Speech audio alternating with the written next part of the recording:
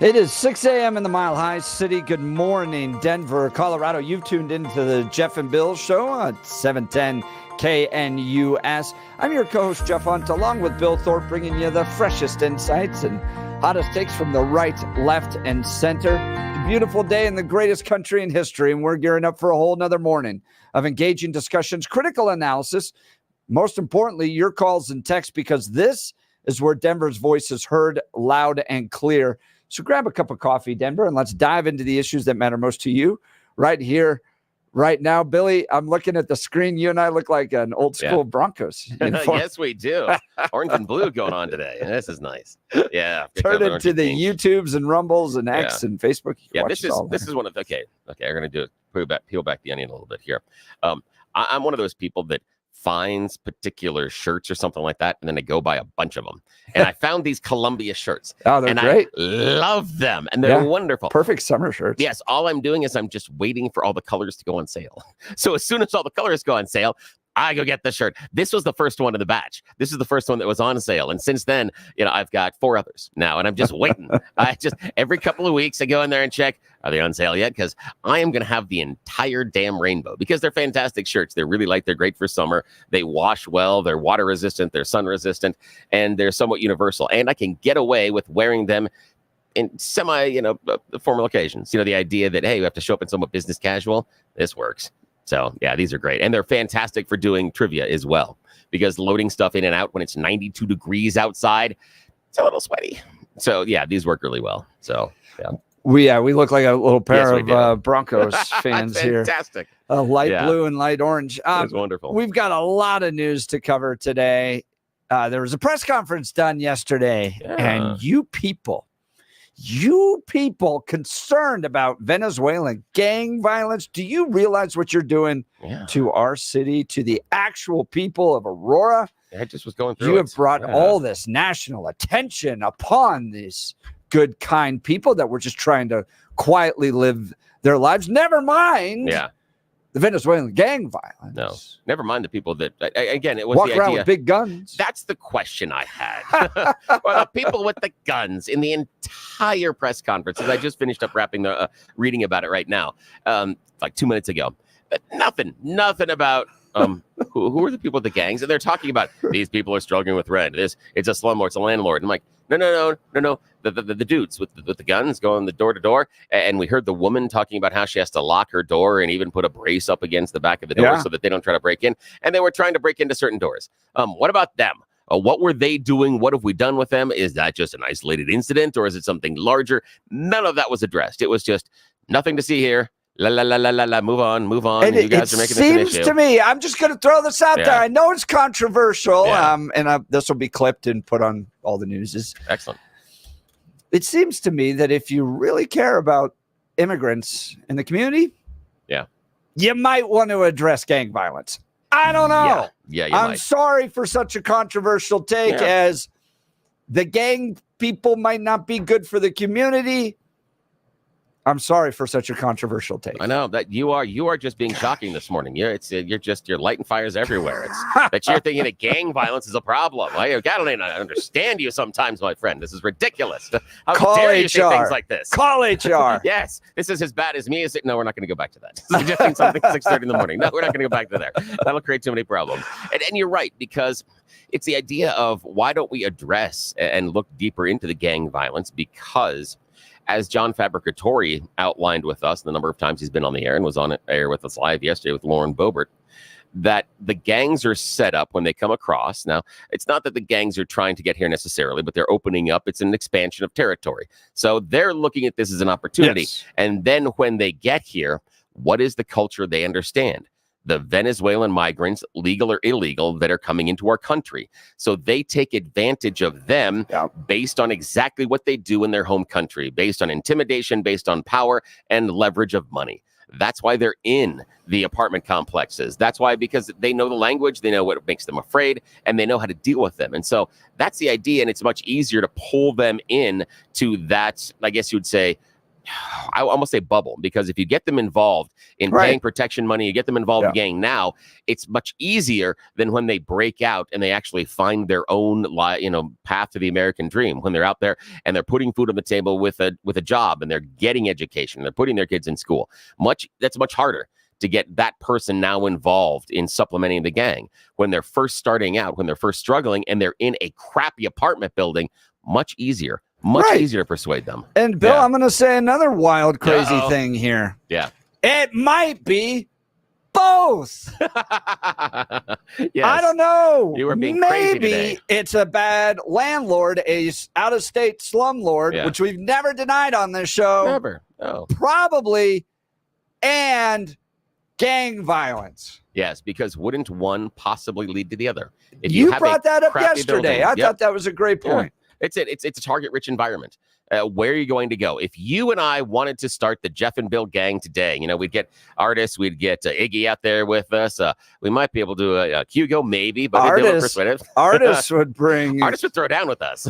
She's one of those that you wouldn't expect it, and then then it would be the most violent. And then we put something like, and then Joan would have to be involved in communications. She'd be PR for us, and so we could put together this gang, but we wouldn't be going to the well-kept high rises in DTC. We wouldn't be trying to roll through some of those places in Cherry Creek. We'd be going to lower income areas in which we can already see there's a problem with the building. So we know the people are already being taken advantage of. We just have to leverage that. That's all we have to do. So it's not strange. That's where these gangs are operating. One, in a community they already know. Two, in a target-rich environment, which is a building that is already dilapidated and people that aren't being cared for. Duh. This is pretty much what you're doing. It's exactly what John Fabricatore told us the very first time he was on this show, right after that big giant riot that took place in the parking lot of the Target. It's exactly what he told us was going to happen. You're exactly right. Well, we've got a lot to cover, including that, because there's a little press conference yesterday afternoon about how it was all your fault, you people concerned about violent gangs, that was now bringing about real problems for the people of Aurora. Because they have to deal with these false claims that you conservatives have brought up. We're gang obviously really responsible. Totally ignore the guy with the guns. Yeah, that's a side issue. So we'll cover that. It's the people with the microphones. That's the problem here. As well as what happens if you ask Alexa who you should vote for. Alexa's got some thoughts on Donald Trump and Kamala Harris, but it's not what you're thinking. It's kind of interesting. We'll cover that, as well as a legislator getting out speeding tickets. Yeah. I wish I knew about this. I'd be a legislator in a minute. Just because of this. Just the idea there is this weird, bizarre law that is concerned that sheriff deputies may somehow prevent a lawmaker from getting to the Capitol. Yeah. And so in light of that law, Stephen Woody Woodrow, who he and I have a wonderful relationship. I bet you he got a little clicky ticket. Yeah, photo ticket. And used that law to get out of it. Yeah. And he admits it. And he said he was just trying to see if it would work. A legal argument. This is what happens when you have just total one-party control down there. And the weird part is nothing better to do. And the weird part is he's like, I want to see if I can do this. Why don't you go change the law? I mean, of all the people involved in this situation, you actually have agency over what goes on and the laws that we follow. And your thing is, hey, let's see if this happens. The other part is cut the check. Shut up. I mean, stop trying to play little legal funny games. And the only silver lining I would say would be if he comes out on the other end and says, and this is why I am going to change the law. Yeah, exactly. If it's just, I just wanted to see. that got out of a $40 ticket. You're just being me. You're just being a clown on the air. Fine. That's why I'm not down in the Golden Dome. That's exactly it. Stop acting like me, please. That's not a good thing sometimes. That's my mom. We'll cover that. The transgender shooter in Tennessee has a manifesto that was finally released in its entirety yesterday by the Tennessee Star. We'll talk about that. And then in the 9 o'clock hour, Colorado Republican Chairman Part 2, Eli Bremer, joins us. We still got the poll going up, by the way, on X. enlightening.com. Who is the chairman of the Colorado Republican Party? And currently, dun, dun, dun, dun, dun, dun, dun, dun. Eli Bremer is leading 62-38 with 192 votes. Interesting. So you got 2 hours left to tell me that Dave Williams is the actual chairman of the Colorado Republican Party. So we'll talk to Eli Bremer. You can also vote in that poll at x.com/Jeff Hunt. So lots of news to cover. And Joan is already sending in the messages. See, that's why she in charge of communication for our gang. Yeah, there she goes. She's on top of it. Yeah. Ask Alexa if Jeff Bezos is a Marxist. You'll get an interesting answer. Oh, that's great. 8031. We'll have to. All right. We got a lot to get to. But first, news and commentary with Blake Olson. Good morning, Blake. Hey, good morning, guys. Joan is part of the communication for the gang. I love it. That's right. Yeah. She makes the wings logo too. Well, actually, Blake, your job is just to stand behind us with a baseball bat and just snap it in your hand. That's it. That's your job, my man. You'd be excellent at that. Can I pick the music, please? Absolutely. Yes, you do great with the music. All right, that'd be awesome. Just no Village People. I'm just saying, it's going to give the wrong theme. It's going to make the wrong vibe for what we're doing here, okay? All right, 62 and clear, expecting a high of 82 today. The 7-10 5-day forecast coming up. Our top story. I've watched so many folks walk this back. It's not even funny. Danielle Jurinsky on with Jeff and Bill again Tuesday. Council member at large in Aurora, and the Arapahoe County Sheriff's Office says that 4 people who were arrested in Aurora last month have ties to the Venezuelan gang Tren de Aragua. The alleged gang members and associates were arrested at the Ivy Crossing apartments. The investigators say they were involved in drug trafficking and car thefts.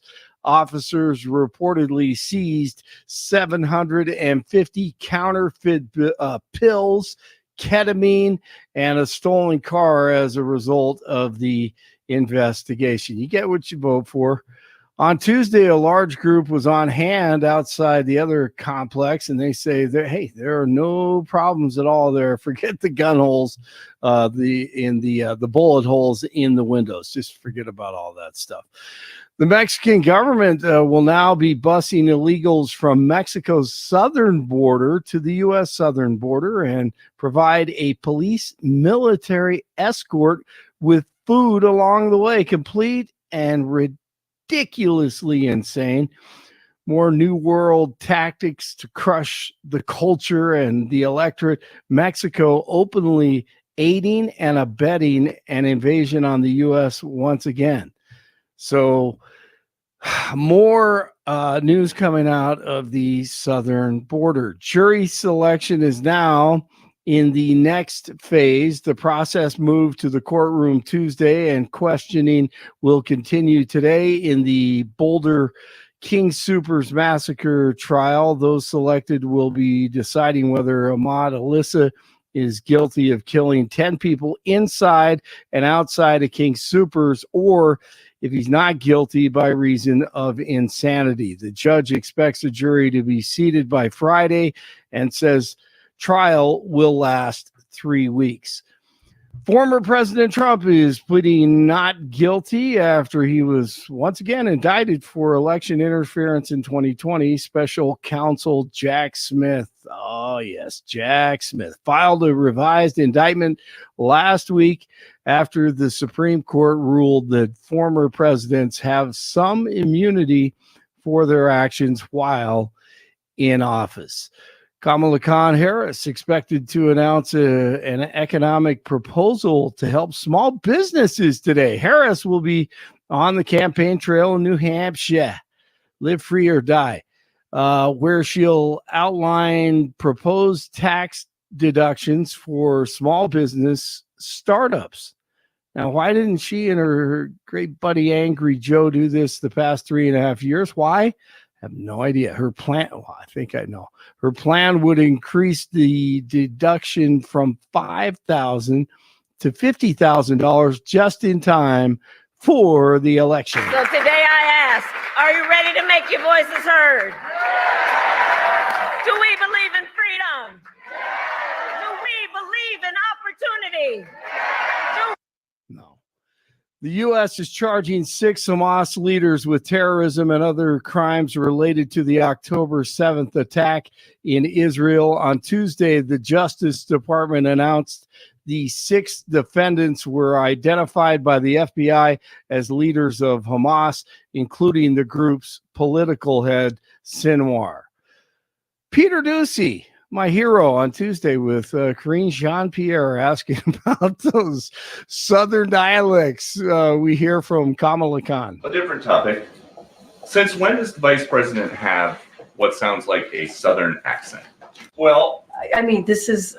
she was talking about unions in Detroit using one tone of voice. Is this something that same you think? line Okay, Peter. that she used the same line in Pittsburgh, and it sounded like she at least had some kind of a Southern drawl. I mean, do you hear the question that I mean, do you think Americans seriously think that this is an important question? They care. You know what they care about?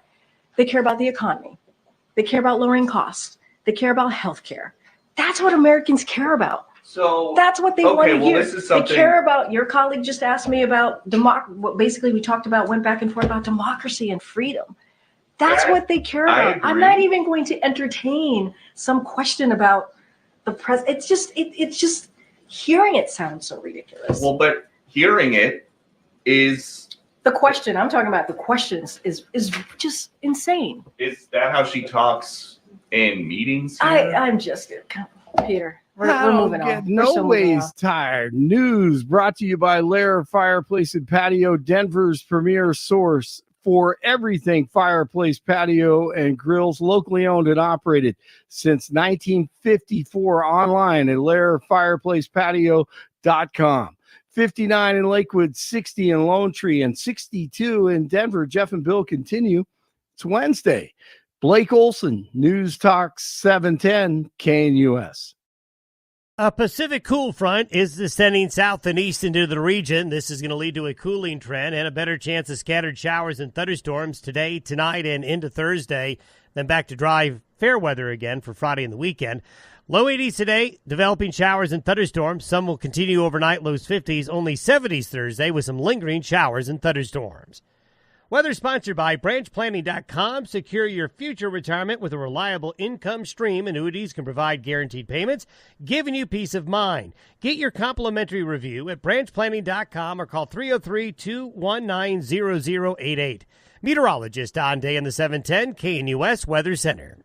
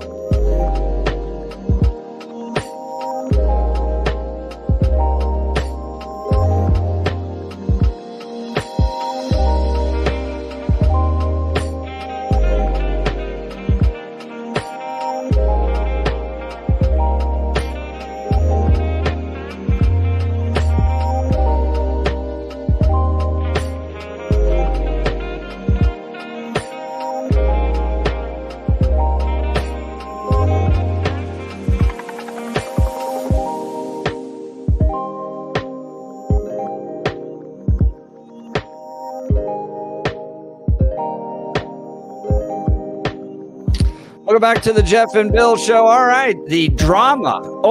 The Aurora apartment complex continues. Yesterday, there was a press conference done by, quote, residents of the nearby apartment complex, and they raised, according to Channel 9, the real dangers. Real dangers. Threatening the people of Aurora and this apartment complex. And it is climate change. No. Oh, darn. Okay. It is you talking about gang violence. What? Yep. You mean next with Kyle Clark posted, people at the Aurora apartment complex say the recent national attention puts their community in danger. Why? Like Billy said, or like Blake said, ignore the gun holes, gunshot holes, bullet holes everywhere. Yeah. Ignore the bullet holes. Ignore the men walking around with giant long guns kicking in doors. Yeah. Ignore the reports of residents having to barricade their doors to keep it safe. It is, quote, national attention that puts their communities in danger.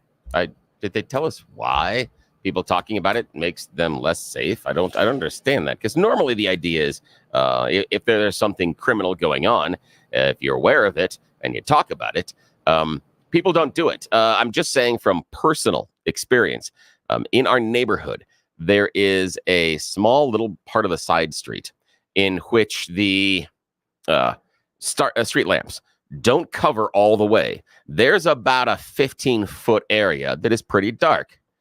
During the fall and the spring, where do we think the underage teenagers are sitting in their car having a couple of beers? Where do we think it is? Right there where it's dark. Yep. And the easiest way to make them go away, it's so easy to walk out there, grab your flashlight, and just put it right in the driver's face and walk up and go, "Hi, guys, what are you doing here tonight?" They're gone in 3 minutes.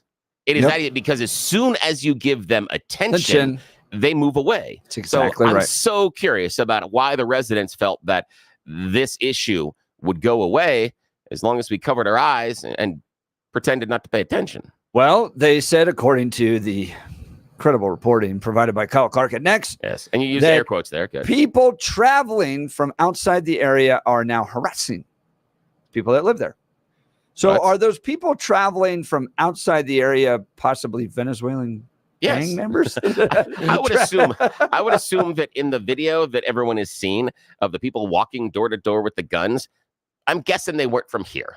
I'm just guessing they were the people traveling from outside the area. They would qualify, I think, by most people's casual definitions. Now, they would qualify. Obviously, somebody going down, and you know this will happen. Yeah. Because this is the world we live in. Yes. That some Yahoo will go down there, stand at the street corner, and yell, "Immigrants, get out of here!" Yeah. Put up some signs that hurt people's feelings or something. Yeah. Right. Okay. Yeah. The dude, if they did that, and I haven't seen evidence of that, but if they did that, I would consider that rather rude. Sure. And harassment. Could be even if he's yelling at kids and everybody else out there and he's getting faces, we could even go as far as harassment, whether or not it's illegal, but yeah, sure. Absolutely. I'd just like to remind everybody, there's people with guns walking around. Yes. All right. So the fact that the media is fixated on the dude on the street corner, quote unquote, harassing because he's yelling, "Immigrants, get out of here!" Yeah. And again, in that while at the same time, we have bullet holes, we got people kicking in doors, we got gangs walking around, and remember that poor lady that got pistol whipped at the jewelry store, same gang. Yep. Same gang. They happened to catch the guy down in New Mexico. So it seems to me like we're straining the gnat, swallowing the camel here with some of the media. You're fixated on possible harassment while you have people with long guns walking around. Yeah. And the question would be, let's just, and this is the thing that I believe that this is a great example of a majority of the media casting a blind eye to this situation because of the fact that they are immigrants, legal or illegal. Now, I'm not saying they're denigrating the immigrants, but because they want the illegal immigrants as a sanctuary city and they want them to have those type of services, they don't want to make it look as if anything in Denver is taking advantage of the illegal immigrants, the migrants, the asylum seekers, however we want to define them, because we want to show this as this is an okay and we're a happy city and we're a sanctuary city. You don't have people walking around with guns in sanctuaries. That would be silly. So in order for the liberal side of the media to still hold on to their idea of this being a sanctuary city, they have to ignore the violence. And the example would be if we would pick up and take those people you've seen in the video and they're walking around your neighborhood, our listeners, they're in your neighborhood going door to door and you have video of it. They're in Jeff's neighborhood. They're in my neighborhood. They go rolling through Cherry Creek neighborhoods. They go flying through Park Hill, doing the same thing and acting the same way, going door to door with the guns, knocking on them, trying to break in and approaching it that way. Would the people involved, the mayor and everybody else, come out and say, well, you guys got to stop talking about it. That's the problem here. It's not the people with the guns going around doing the stuff. It's the conversation. That's the issue. Understand here, during that press conference, again, I like Mike Kaufman a lot, but the problem's the conversation.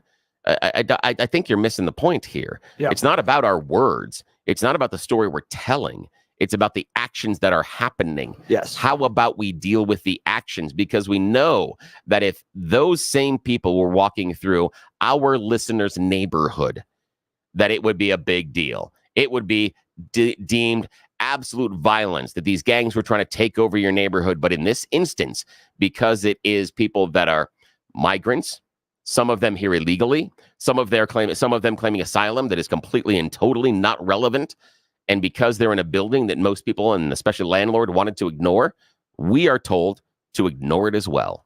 We need to ignore how this community is being treated. No, we're not. We're not doing that. I'm sorry. That's kind of why we're on the air here. We're not going to ignore this. That's the point. That is right. No, and Bill, I'll tell you, the reason I appreciate the attention on all this is the same reason Chicago was a great city to be in for about a week. Yes, all the police. All the attention. Yep, all the attention. Because when you get all the attention, to your point, the bad guys and girls, they don't necessarily like to do all of it out in the public where people are paying attention. Yeah, it's very weird that you don't see many of the illegal drug dealers or drug traffickers or human traffickers taking out ads in the newspaper, or TV, or radio. They're not looking for attention. They have ways of communicating. They're around the normal channels. They don't want attention. Attention is a problem. And remember, we were just told that it's the attention that is causing the problem here, not the actions by individuals involved. That should tell you something. That's really exactly right. By the way, 9 News also reporting where police said they have not received any reports of harassment happening. None? Although there is one social media video of a man doing exactly what I just said, yelling on the street corner, going, Venezuelan gangs, where he came to chase you off. Of course. Yeah, of course there is. That's where we live now. Yeah. And they've got no reports. That's different than what we were hearing from John Fabricatore as early as yesterday, that he was talking to people and he knew people inside of law enforcement and talking about who the criminals were and how they were being dealt with. And he was connecting them with illegal immigration and connecting them with ICE and knowing the pattern, and they can track them. And so none. Okay. I'm no surprised. Reports of harassment. I'm surprised, but yeah, I can see that actually being true. However, that doesn't mean what's going on in the building is okay. And here's why. Those people had guns. Yeah. And I'm just guessing that if your building, your neighborhood was being patrolled or harassed by a bunch of people with firearms, they probably would tell you, hey, you go and you talk to the police about this. We're coming back here and we're either breaking some limbs or we're going to shoot somebody in the family. Are you then going to go to the police, especially if you're a vulnerable population like an illegal immigrant or someone that has claimed asylum and your asylum claim is completely and totally bogus? There could be some real asylum claims, but then again, now you're involved in the police. Now you're involved in the system. And that they're worried about that because in their country where they come from, just making a report because the police can be so dirty can expose you to more violence. So they're already afraid of getting into the system on that level. So the idea that there are no complaints doesn't mean it's not happening. It just means it's not being reported. I think they mean complaints about like harassing from outside people coming in and harassing and that type of thing. But even then, that's not okay. Even if it's, we don't have anybody from outside coming in and yelling at the buildings. Okay. Again, we're not dealing with the guns. I would assume that the individuals inside of that video that were on the other side of the door were feeling pretty harassed. Yeah. I'm just guessing. The idea that there's no harassment, it just, come on, people. But don't have the conversation. Yeah. Last thing we need to do is talk about it because it's obviously our fault. So does this just, in your mind, contribute to the lack of trust you have in the mainstream media? Do you even pay attention to what 9 News or the Denver Post or the Sentinel even puts out? The Sentinel, by the way, was demanding an apology. An apology. How dare you treat the immigrants this way? Okay. You talking about gang violence? You must apologize. Yes. That came from the Sentinel yesterday. Not the gang member. No, the people shooting. No. Here's the thing is, okay, I will take this upon myself, being the official spokesperson at this moment for the Jeff and Bill show. We are going to offer our official apology to the Sentinel. We are so sorry that you are wrong on this topic. We apologize that you have gotten the story so wrong. We are so deeply, deeply moved, and we apologize from the depth of our soul that you don't understand the problem. We are sorry you don't get it.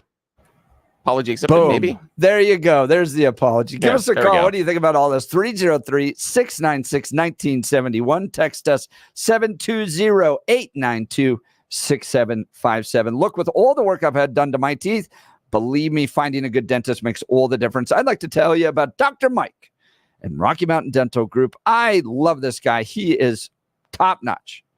Very kind, very dedicated, a good people person. That all matters, right? If you're going to get your teeth cleaned, he helps people like you and me look and feel amazing by providing the best dental care available. See for yourself all the 5-star reviews at RockyMountainDentalGroup.com. Here's one. I've been going there for over 20 years. Dr. Mike and his entire staff are outstanding. I like the fact that the same person always cleans my teeth. If you need an awesome dentist, Dr. Mike is your guy.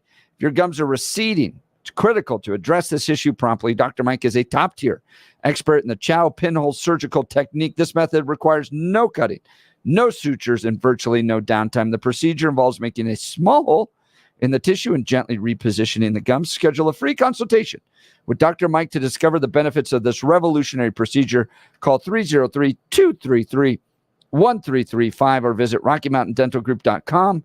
That's RockyMountainDentalGroup.com to book your free consultation today. By the way, Billy, I'll finish with this. Yeah. One of the persons down there organizing the press conference yesterday was a immigrant activist, and we've come across her in the past. Who, pray tell, is she? She was the one that came up with the 13 demands from the immigrants that they submitted to the city of Denver in the past. Oh, that's genius. You remember one of those was we must be able to cook our own food. Yes, and your food will sucks. Not eat your food. Yeah, city of Denver.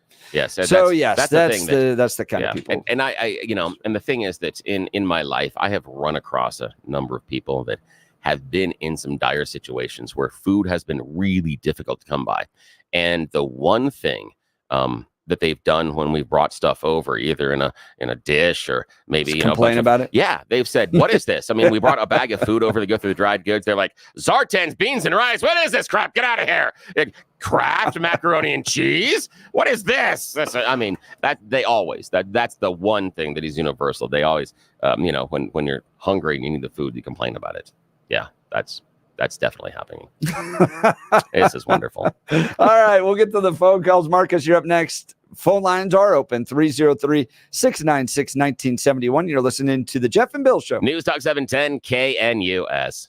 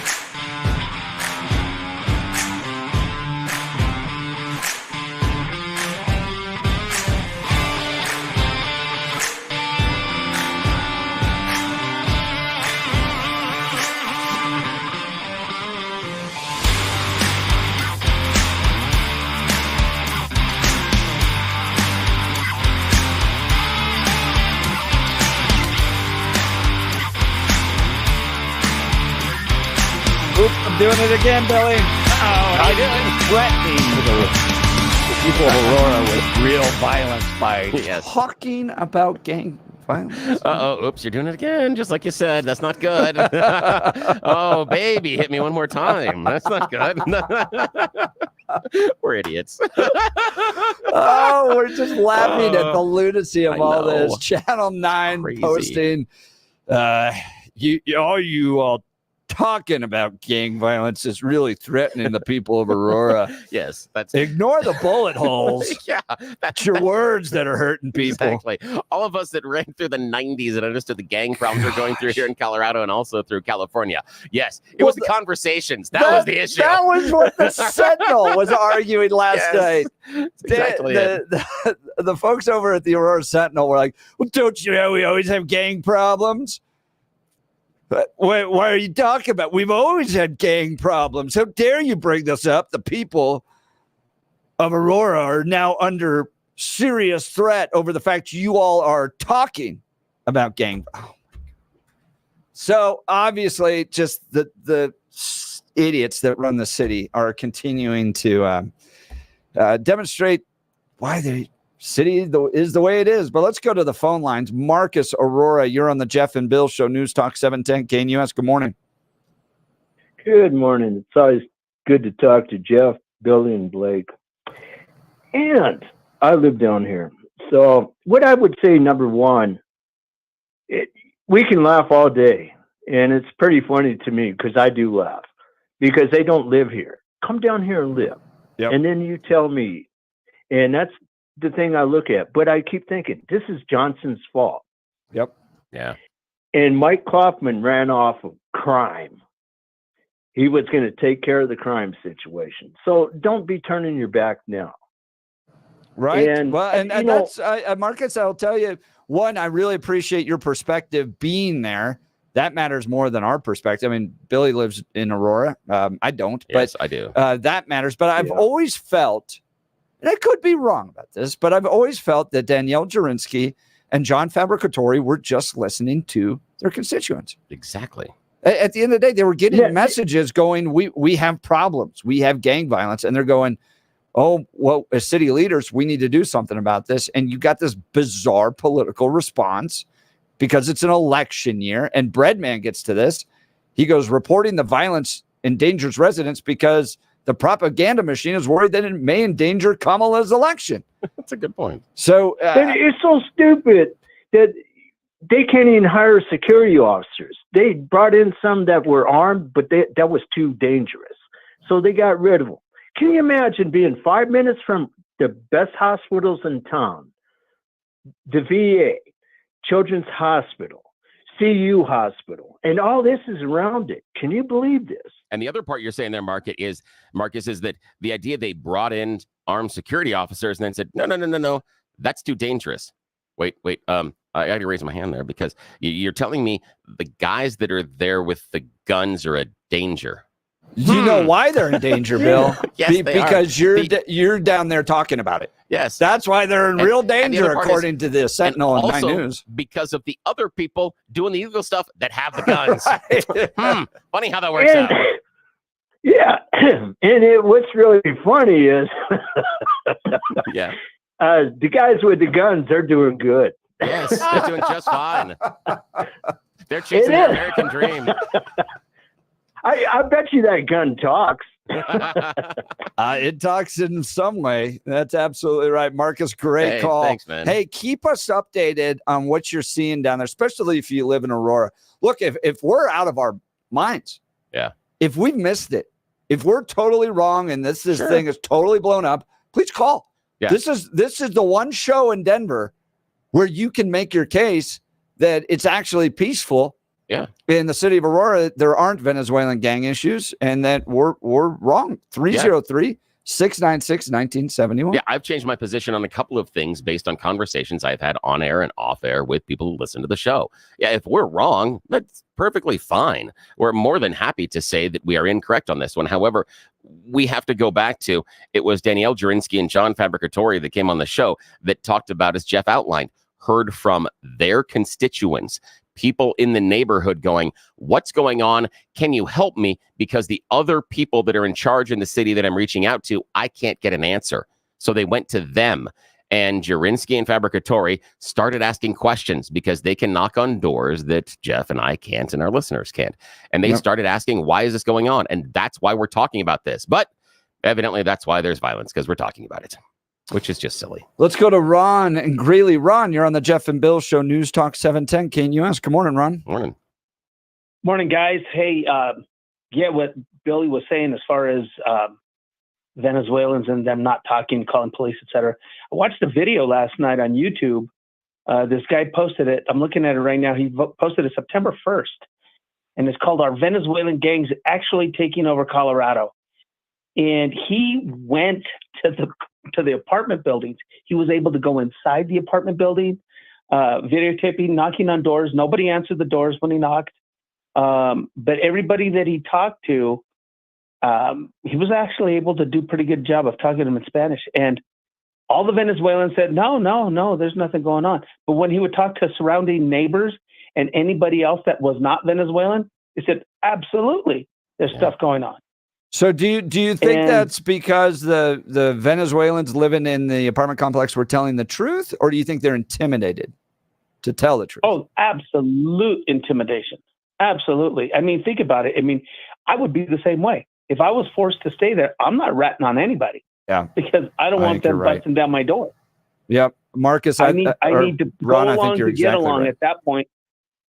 No, because you know how many times, you see in the good old 18 days when everybody's got to give the money to the gangs coming around to support your business. Yep. And if you rat anybody out, you're in trouble. And that's what's going on. And this guy, when he's going through it, he shows the filth and he says, this is third world country. He says, I can't believe I'm in Aurora, Colorado. And Aurora is, I have no idea why they're so afraid to take this head on. Or do you think the cops are outgunned, or do you think they're afraid? So we asked Danielle Jurinsky about that yesterday. One, she thinks the interim police chief is incompetent. In fact, she didn't even get asked to apply to become the next permanent police chief. So Danielle Jurinsky brought up that she thinks there's some incompetency at the top of the Aurora PD. We'll ask Mike to come on. Look, Mike's been a friend of the show, and I think Mike's a very reasonable person. I'd like to hear his perspective. I think Mike is probably trying to balance a lot of stuff out here. One, you have a very diverse city, right? And so he understands that you have different communities that operate within Aurora, that type of thing. But at the same time, I've always found Mike Kaufman to be kind of a law and order type of guy that wants to clean up the communities. So I want to understand from him why we are in this space. Why not go all in law and order? We're cleaning up the streets. We're taking out the gangs, because you have evidence. You have plenty of evidence. You have bullet holes. You have videos. And in fact, the Gazette's doing a lot right now to report on the connection with this TDA gang. So I think we got to hear from Mike. Maybe we'll invite him on. But go ahead. In closing real quick, and then I'll let you guys go. As far as, I have to agree. I think it was J.D. Vance that said, and I don't know, I don't recall whether or not he said bring in the National Guard, but they need to be rounded up. We know they're not here legally. We know they're in possession of illegal firearms. Need to wrap them up and need to send them home. Now, Venezuela says they're not taking them. Right. I mean, you got to find a place. That's good evidence that we may not have the nicest people here. So, Ron, appreciate the call. Thanks so much. Right we on, got guys. You Choose the News coming up. You're listening to the Jeff and Bill Show. News Talk 710 KNUS.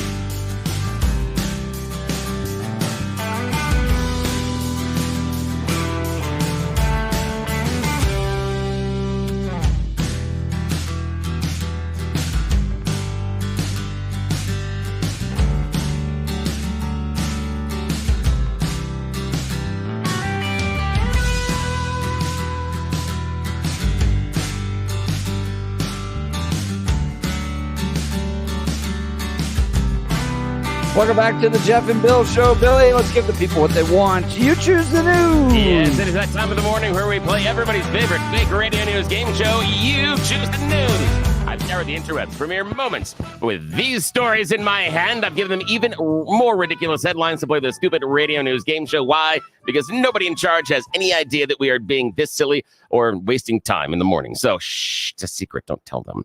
Alrighty. So here are your choices this morning, gentlemen. Headline number 1, our fault, now gimme. Headline number 2, awkward brand change. Headline number 3, shh, it's the perfect plan. And headline number 4, dentist beware. Mr. Hunt, your choice. Dentist beware in honor of Dr. Mike. Dentist beware. Following some promising results in animal studies, Japan is now testing whether or not humans can regrow their toofuses. Yes, awesome. Regrowing your teeth. They've done it so far in rats and ferrets, and now they're starting human tests. They're going to start with molars, and they're in the back, and so far, genetic is promising. Really? So maybe in the future, instead of going and having all that dental care, they'll just yank the tooth and have you regrow it. So I had some genetic issues with my teeth. Yeah. And if my progeny could not have those same problems. Yes. That's what they're honestly, talking about. The amount of time I've spent in a dentist chair. I bet. That would be Wouldn't that be amazing? amazing. See, that's what I was thinking of you, my friend. I All love right. Dr. Mike, though. Yes. Blake Olson, our fault, now gimme. Awkward brand change, or shh, it's the perfect plan. Our fault, now gimme. Yes, our fault, now gimme. Here we are meeting a Welshman, Mr. Saunders, who was basically imprisoned for 11 years, but he didn't commit the crime. After 11 years, they went ahead and the Welsh government said, yeah, our bad. Here, have about $700,000, but we're going to charge you about $41,000 for room and board that you weren't responsible for. So even though we put you in jail and it wasn't your fault, you didn't do anything, we're still going to charge you for Room the and board. services. Yes, What a exactly. deal. I know. What How a about that? deal. That only the government. Food? Exactly. You said that includes Yeah, it food? did everything. Yeah, and you're just like, what? And they're like, nope, that's ours because we Nice. had to house you for the stuff that we convicted you of that you didn't do. Great. Yeah, that's fantastic. I know. That's government in action. All right, Jeff, your final choice this morning: awkward brand change or shh, it's the perfect plan. Shh. Yeah, shh, it's the perfect plan. We traveled to Singapore for this one, and we were meeting a man who is going to spend about the next 4 years behind bars because he was trying to get his ex-wife in trouble. They were married for a couple of years, and they're trying to go through divorce, but because of the short nature of their marriage, in Singapore, it's hard to get divorced. He figured out, well, if I get her convicted of a crime, hey, divorce is easy then. So he went out and bought 1.5 pounds of cannabis and tried to put it into her car. Framed her, huh? Yes. Although his clever plan went a little bit awry when first he told his ex-girlfriend about the perfect plan on Telegram, and then also communicated with the friend because he didn't have enough money to buy the pot in order to frame the ex-wife. He actually was caught in the act because as he had the keys and tried to open her car, she got a notification that her car was open downstairs. So after he had planted the pot, she went down there to check on the car, and he's like, I'm just wandering around the car. Imagine seeing you here. Yeah. Busted. I know. In Singapore, don't they cane you there? The amount of pot, it's a death sentence. Oh, man. I know. Luckily, he avoided that, but still, That back to you. That's backfired. it. I know. Wow, you're listening to the Jeff and Bill Show. News Talk 710 KNUS.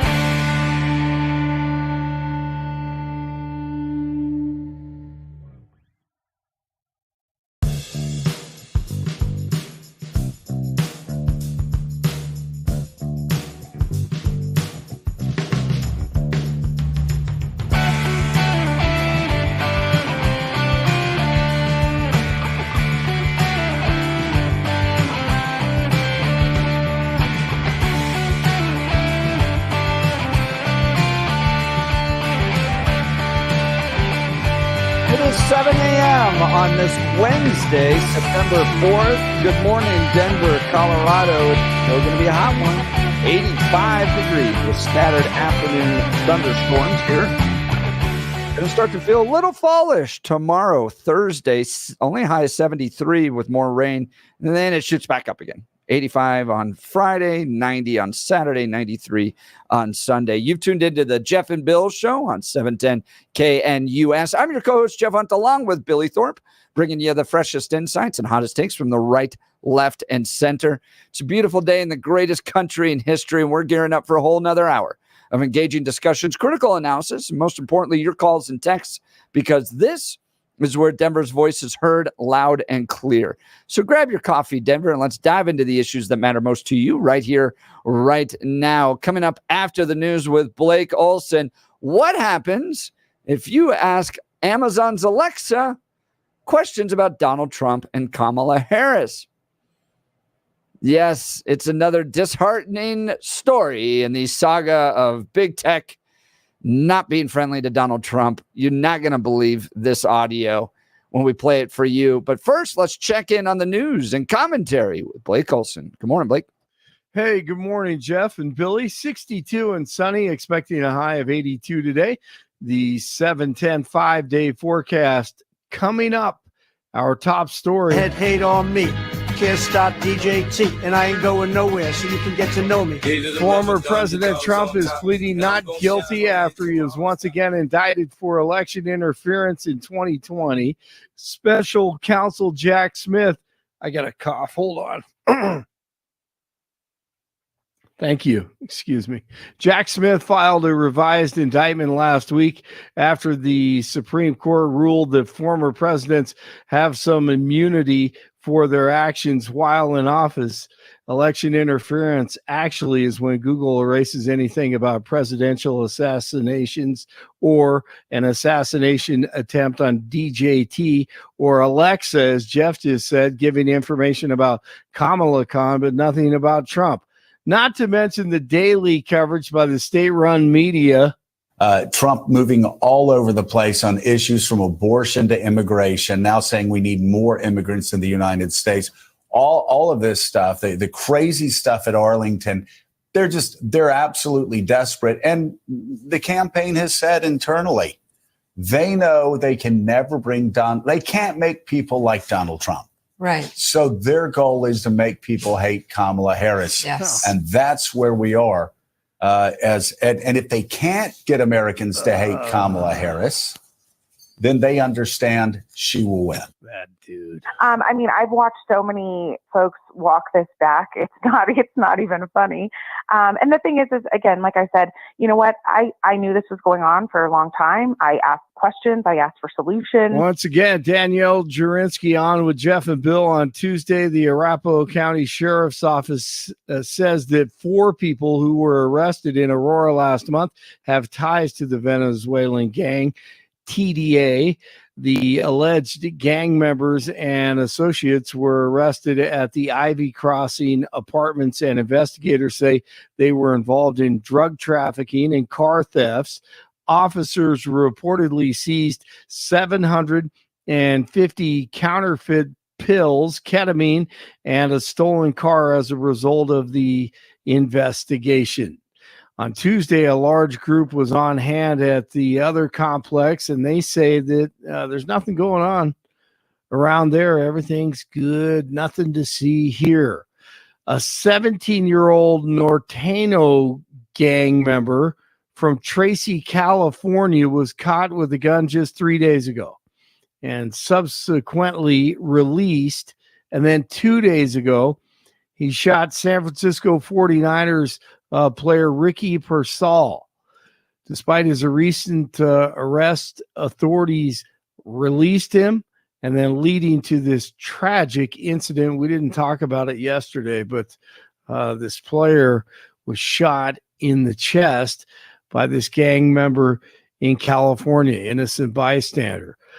Jury selection is now in the next phase. The process moved to the courtroom Tuesday, and questioning will continue today in the Boulder King Soopers massacre trial.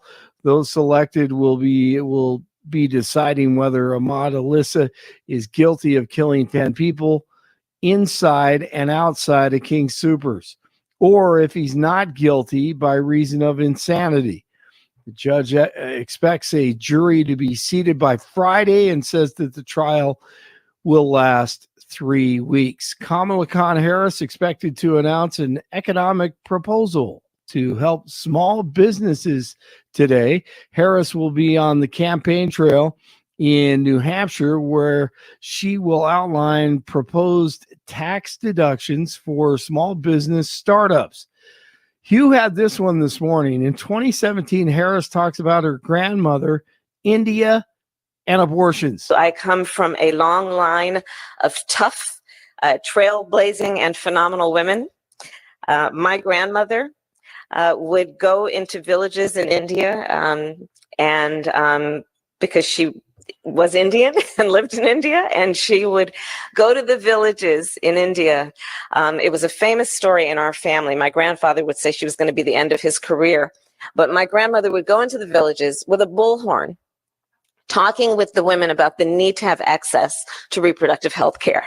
Wow, the left just loves the abortion stories. That was in India, really?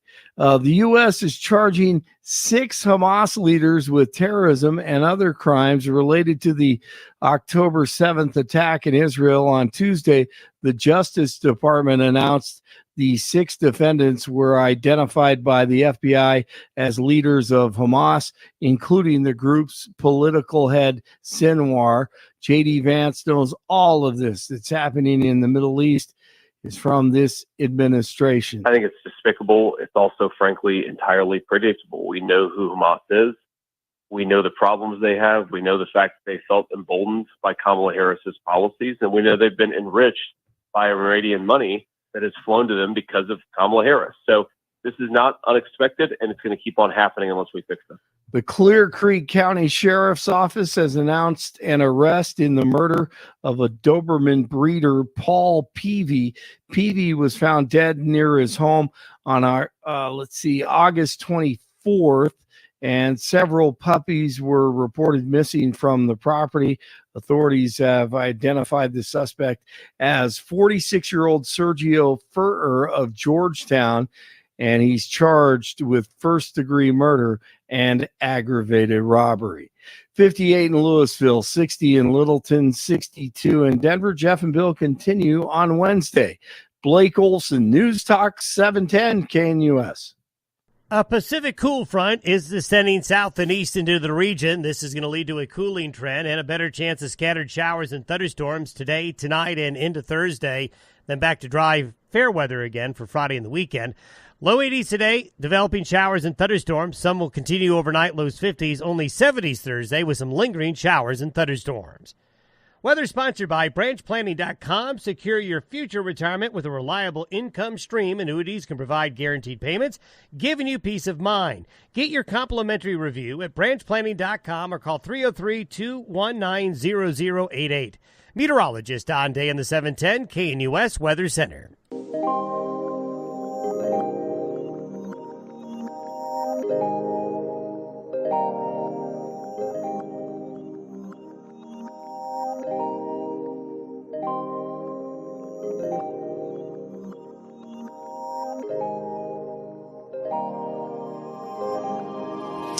All right. So what happens if you ask Alexa who you should support in the upcoming election? Remember, Alexa is Amazon's little thing that bugs your house and tells the government everything you're saying. I love them. We have them all over the house, but there's a rule in the house because, again, you know that we roll a little bit differently in the Thorpe household, that every once in a while you have to mutter nonsense out loud just because somebody there is going to have to scrape that. You know, the idea of every once in a while someone will go, wow, that's a lot of blood. How do we get out these stains? Or you do something like, make sure you put the Chinese kid back in the cage before you leave for school. I mean, just because somebody is going to have to listen to that. And they're going to go, wait, what? It's just because if they're going to keep listening. You think Kyle Clark's going to attack me. He's going to clip that. Of course. Dude, that's the issue. It's just the idiocy, all of it. You know, and the idea, sometimes you'll sit there and say, well, how much vodka can we mix with a baby's bottle? We don't have a baby in the house. But just because we know it's scraping the audio, you just got to play with it. You have to. I love it. Well, Amazon Alexa gives starkly different answers when asked why to vote for Trump versus Kamala Harris. By the way, hat tip to Suzanne right now, who's texting in saying it's quite sexist that we refer to Trump by his last name and Kamala by her first name. Actually, let's go down that path just for a sec. I understand what Suzanne is saying. However, now I'm just going to take off my, the show hat and just talk about strategery for a second. If I am a Republican, I'm really, really worried that she's become Kamala. If I'm a Democrat, I am super, super happy she's become Kamala. Because just yesterday on the weird show that Steve Bannon used to do, but now he's in prison, Peter Navarro was on talking about how he wants Republicans to stop using her first name because it makes her sound like a rock star. Now, some of the examples were people referred to by their last name. So Peter wasn't aware of that, like Lionel Messi. He said, I look like Messi. You're referring to her like Messi. That's his last name, you idiot. But still. The issue being that when you come forward and it becomes a one-name moniker, that's powerful, especially if it's the first name. And Madonna, and Taylor. Exactly. Beyonce. That's powerful. And it's more powerful than if it is the last name. So that's what I think. I'm going to burst Suzanne's bubble and just say it flows more and it's easier to say Trump than Donald, Kamala than Harris. Yeah. And they're more descriptive. There's no sex. It's not sexist at all. In fact, it's she made me laugh this morning, though, Suzanne. Donald Trump has been using Trump as his moniker for a long time. It's on the building. And that's why I would lean into, if I was, again, a Democrat, I would lean into the Kamala because it's unique. Harris is rather banal. There's not much there. In fact, how many white dudes you know with Harris? Exactly. It's a boring name. Couple of weeks ago, so exciting. A couple of weeks ago, Trump was saying nobody even knows her last name, and he was complaining about that. And I'm like, dude, you're missing the point. The fact that they're just referring to her as Kamala and dropping the last name, that's the point. But he wasn't getting it. He was using it as nobody knows who she is. No. They know who she is, and she's been so well defined, she can only use her first name. I mean, the next thing she could do is come out with a moniker like Sting. Just invent a name. That's the only one that's better. That's the only thing you can do better than this. Than if you can get your first name to be your moniker. It's powerful. And I think Navarro, while he was a little wrong-headed, he had a good point. That yes, by using it only this way, it does give her more credibility. Just like with Trump, using only the last name gives him more Suzanne's not backing down. She just texted okay. in, Billy. No matter what you say, it's still sexist. That's okay. I understand. But I just referred to Suzanne as Suzanne. So we're being sexist anyway. Yeah. All right. My wife refers to me as hey you. So it's fine. Yeah. That's great. Let's check this out. What happens if you ask Alexa questions about Trump or Kamala? Hit it, Billy.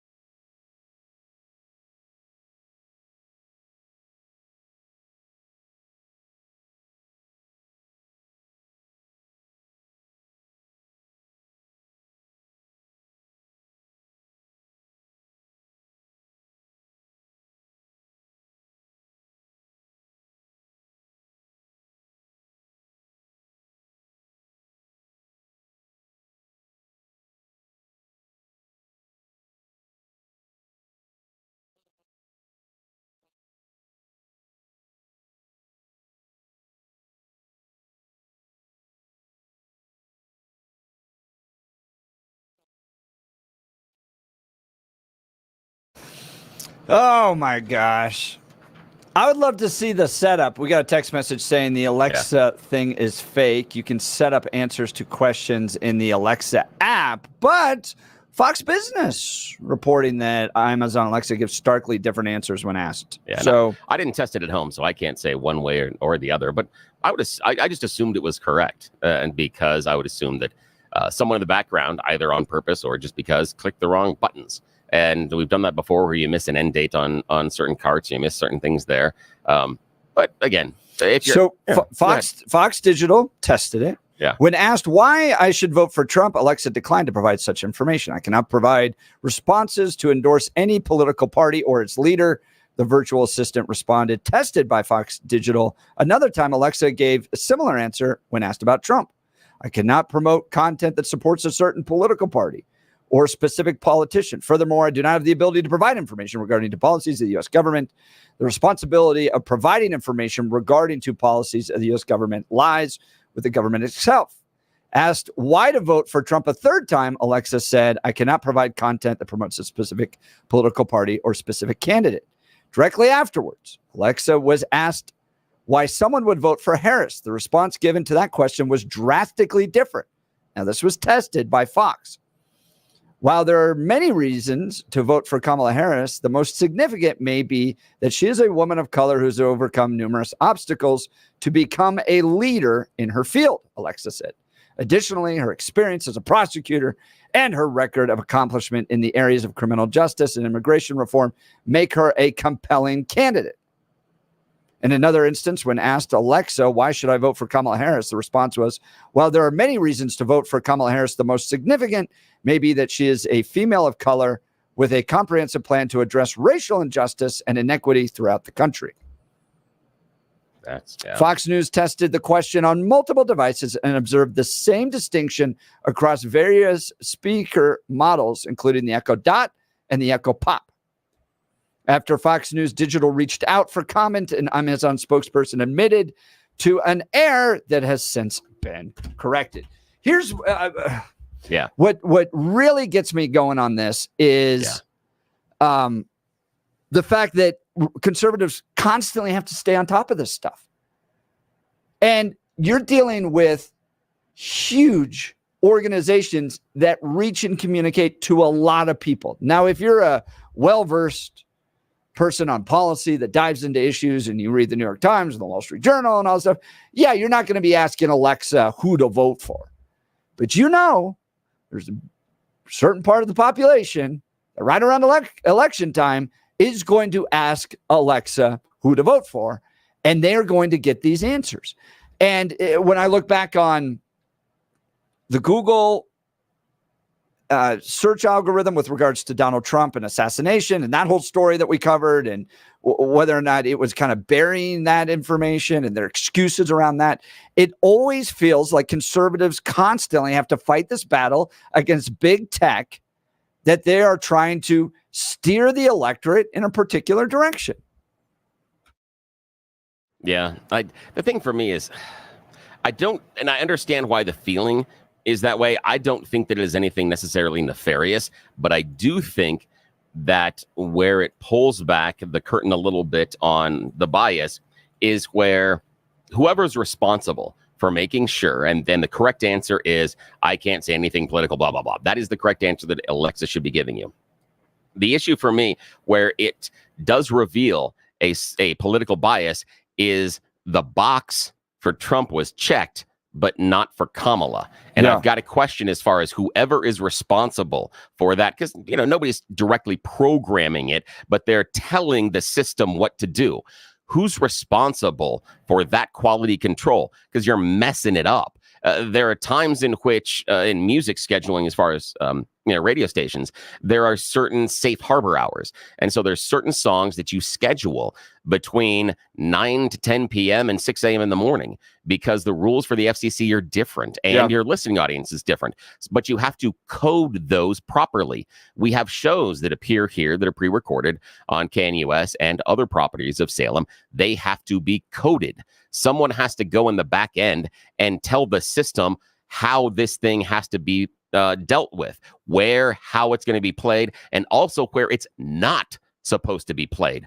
Oddly enough, sometimes our promos have to be coded out of running on our Christian Teach and Talk KRKS, and that's because fine. we are a little too spicy for my Christian friends. That'd be me. Basically, it's me. So I understand. So there are times I have to code that out so it doesn't go there. Someone's responsible for coding this. They messed up, or they could be absolutely putting their thumb on the scale. Absolutely. Yeah. They could. So to address the question that this is fake, there's multiple news articles. The Economic Times. If you Google it, you will see that this was Amazon acknowledged that it was an error and has corrected it. Yeah. So if you think it's fake, the issue is Amazon has acknowledged that it was an error. So regardless of all the other videos or anything else, if it was fake, Amazon would respond like, let me see. This is hard to think of an example. Oh, yeah. The press conference we were talking about last hour. How they would just say, no, it's fake. You're imagining this. That's how they would respond. That's what they would do. So here's the question. I mean, the Daily Beast says, Fox Business, the Telegraph, Daily Mail, the Economic Times. I don't know, but I'm guessing from all of them and the fact that Amazon admitted it, that it is likely a mistake. So here's my question to the listeners of 710K in US, you fine people. Is this a systemic problem by big tech to put their thumb on the scale in an effort to rig the elections so that Kamala Harris defeats Donald Trump? We've seen evidence, allegedly, that maybe Google did that during the last election.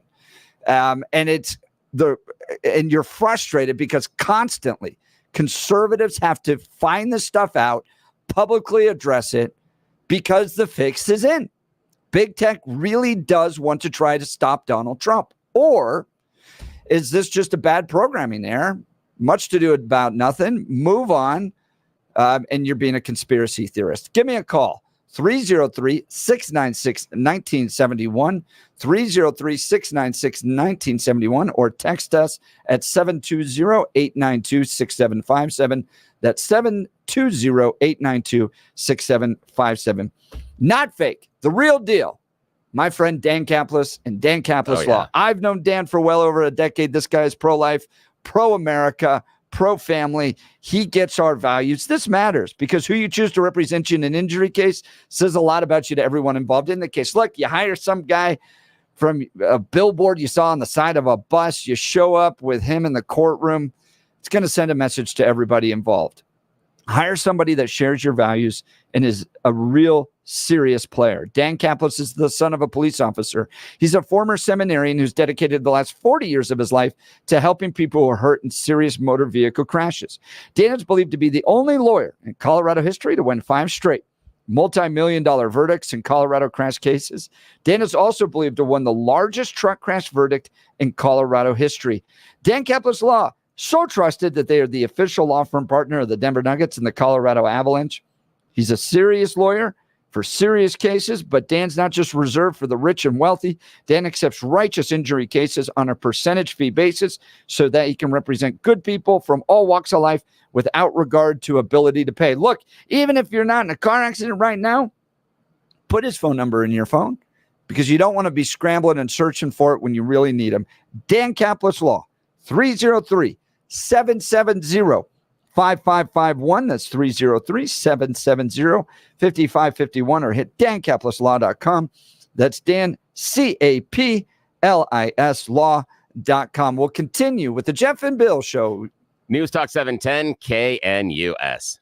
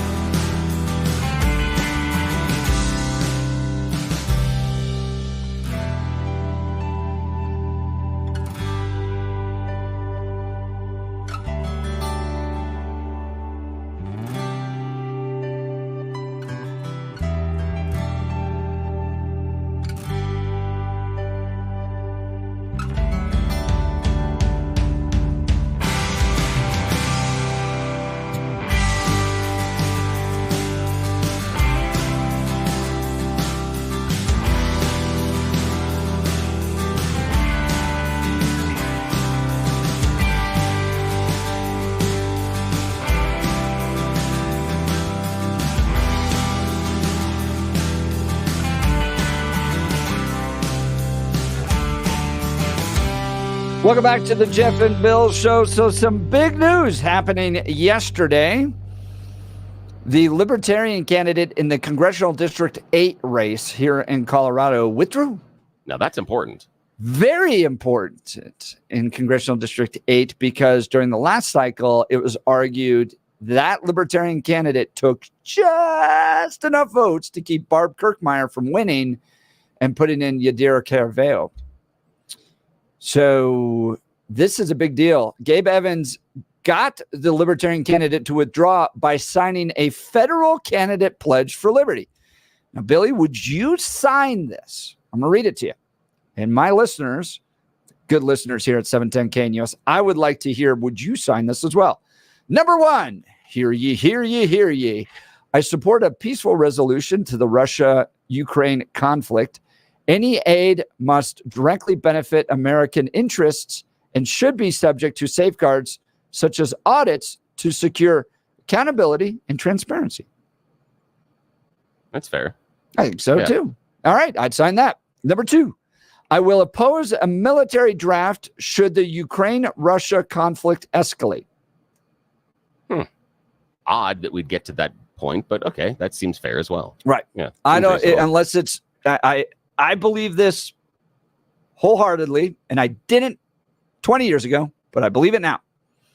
The only time we should be sending our young men and women into harm's way should be to directly defend the life and well-being and the freedoms of the families that sent them. If that's not the case, if we're just out there running around, I'm not a fan of it, especially after I lost friends in Iraq. And I'm not sure what we got out of it. Yeah. Number three, as a combat veteran who has borne the cost of an endless war, I will oppose military adventurism and direct military action that does not immediately affect U.S. national security. Now, that's a new twist inside of the GOP, etc. But I like it. It is. I think it's very smart. The idea of and I like him using the phrase military adventurism. Yeah, because that is it sometimes. That it's friends of mine that have been longtime service members. A couple of them have some really, really funny phrases, and one always says, "Listen, we are not in favor of war. But if someone happens to hold one, we're happy to attend." I'm like, that makes sense. That makes sense. Yeah. Yep. Number four, any foreign aid spending must directly protect American interests and should be subject to safeguards, such as audits, to ensure accountability and transparency. Yeah, absolutely. This is interesting because I spent took a trip to provide aid to Mozambique. Oh, and so went to South Africa, spent time there. And we were working on behalf of a ministry that provided these high protein peanut bars to the starving kids. So remember like the 90s, like the distended bellies. Oh, yeah. And those kids that were really suffering. Well, churches down there gathered together and came up with this high protein bar that you would feed somebody if they were starving. Yeah. So it was because you can't just hand them like a Big Mac. No, you can't. And part of it has to do with reintroducing food after a while. That because after you've been starving, the way that your body deals with certain nutrition, it can only take in nutrients at a certain clip and only a certain type of nutrition. Because if you did hand them a Big Mac, their body's going to reject it and they're just going to throw it up and they're going to have more problems than you're trying to fix. Exactly right. So they built these systems to provide them. But I saw warehouses. We visited some USAID operations in Mozambique. Huge warehouses full of food that we were just giving grain, those types of things to folks. So, it's got to directly benefit. I don't think it's necessary for the government to provide all of that to other countries all the time. I think it creates a sense of dependency that often happens in those other countries. Now, if they're going through a famine, that's one thing, but ongoing regular sustenance given from the United States to other countries. Come on. Oh, yeah, absolutely. We can work on that. The idea being that if your neighbor or your neighbor down the street was bringing dinner over every night, how many times would that have to occur until you stop not only preparing dinner, but buying the ingredients? Right. That's the issue. Number 5, in Gabe Evans pledged to the Libertarian Party, which resulted in the Libertarian candidate withdrawing from Congressional District 8. And we're asking, would you sign this? Number 5, I will work to remove a non-constitutional presidential war powers and return those powers back to Congress. Oh, that's very libertarian. Yeah. That's interesting. I would sign that 100%. I would too. That's interesting. And that is interesting because both parties, I believe, and I throw rocks at the Republicans more on this one, but I do believe that both parties are in favor of a unitary executive. They just want that unitary executive to exercise the power differently. They're not against it. They like the idea. Look at all the executive orders Biden has dropping has bombs, done. baby. Yeah, they're happy with this. So that's interesting. That I would support that. I like that because I a like lot. separation of powers. Yeah, I like that a lot. I like a less effective government. All right. Yes. Number 6, I support more accountability for federal intelligence agencies will work to reduce their politicization and ensure they comply with the constitutional rights guaranteed to American citizens. I think anybody could sign that, right? Yeah. You don't want a politicized intelligence agency, whether or not you believe they are or not. I don't want them politicized. Yeah, that's the thing I look at is it seems to presuppose a conclusion inside the statement. I'm not against it. For me, that's a bunch of words that make you feel good. That I'm not sure how you execute it or what the issue is there. And so now I believe they're fully politicized. I believe in a deep state. So I'd sign that. That's fair. Number 7, I will include auditing the Federal Reserve in my 2-year congressional plan.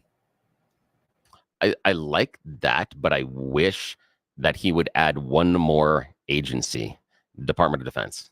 I wish he would do that. I would audit that because too. The DOD has been avoiding audits for a long They like time. their $750 hammers. That's exactly it. And so that would get me on board. The idea that we're only focusing on the Fed, I'm like, wait, I can point to a number of other agencies that really should go through some audits. And the next one on the list is DOD. I can throw more out, but that would be the next one. Absolutely. Number 8 on the Gabe Evans pledge to the Libertarian Party that resulted in the Libertarian candidate withdrawing from the race. I will prioritize reducing the size of government and eliminate any funding that exceeds an agency's constitutional scope. Ooh, that's interesting. That's interesting as far as how he would define the constitutional scope and make that determination. I would love to see what that metric is, but it sounds great because I do think that we have a problem with agency overreach, that we're just going to, rather than Congress taking the role, and this is part of where I think the Chevron case, Chevron deference can help, that rather than Congress taking the role, they get to just pass the language and then let the other agencies be the heavy. And so I do think there's some merit there. Yeah. All right. Number 9, I will support fundamental reform of the Department of Education that returns control of education back to local communities and families. I would be willing to sign it, but what I really want is I want the elimination of the Department of Education, but I understand that's not politically. The thing is that happy right now. The question I have is, I understand that many times, and this is true, that many times individual schools, individual districts make better choices to serve their communities, but sometimes they make choices that can not serve their communities. And I can talk about examples of bringing certain curricula in or removing other curricula. And the other big question I have would be, what do we do with the money? And that's kind of the problem. I'm not saying that the Department of Education is the best at... you want to block grant it back to the states? Is that going to work? I mean, have we seen that as far as, do we think that's going to... You give a state education department a whole bunch of money and we think they're going to manage it better? I'm not saying the Department of Education is doing a great job. That's the problem I have, is how do we make choices on this money? And I believe that the reason many people dislike the Department of Education is how those choices are being made. I'm not convinced that giving them to the states, they're going to make better choices. And here's the example. Let's say that Colorado got a huge block grant from the federal government for education. How long until the Dems under the Gold Dome start trying to take it for other programs? How long until it's carved off? A lot of money towards comprehensive sex education, you first graders. Yeah, see, that's going to be the problem, is how that money is going to be used. And I'm not convinced it's going to be used for education, because inside that block grant, if they don't use it for education, what are you going to do? There's no Department of Education that's going to enforce anything. So you can take all that Department of Education money and go through a giant party at the governor's mansion and a rager for 3 weeks and go, nah, what are you going to do about it? Yeah, I think the federal I government has put a lot of strings when they block grant. But yeah, there are. Yeah, you're right. Number 10, I will vote to always protect and uphold the right to bear arms, and I will oppose all unconstitutional gun laws. I'm worried about the word always. and the only reason I say always is the question I would have is in the recent Supreme Court case when we had a man convicted of domestic violence and had used his firearm to threaten people after that incident, and it was an illegal firearm that he was suing to get his Second Amendment rights back. That would be an always situation where you would say, yes, this person that has demonstrated not only a propensity for violence, propensity to act out on individuals in their life violently, and also use the gun in ways that no reasonable gun owner would say is okay, but we're going to defend that person's right to own a gun.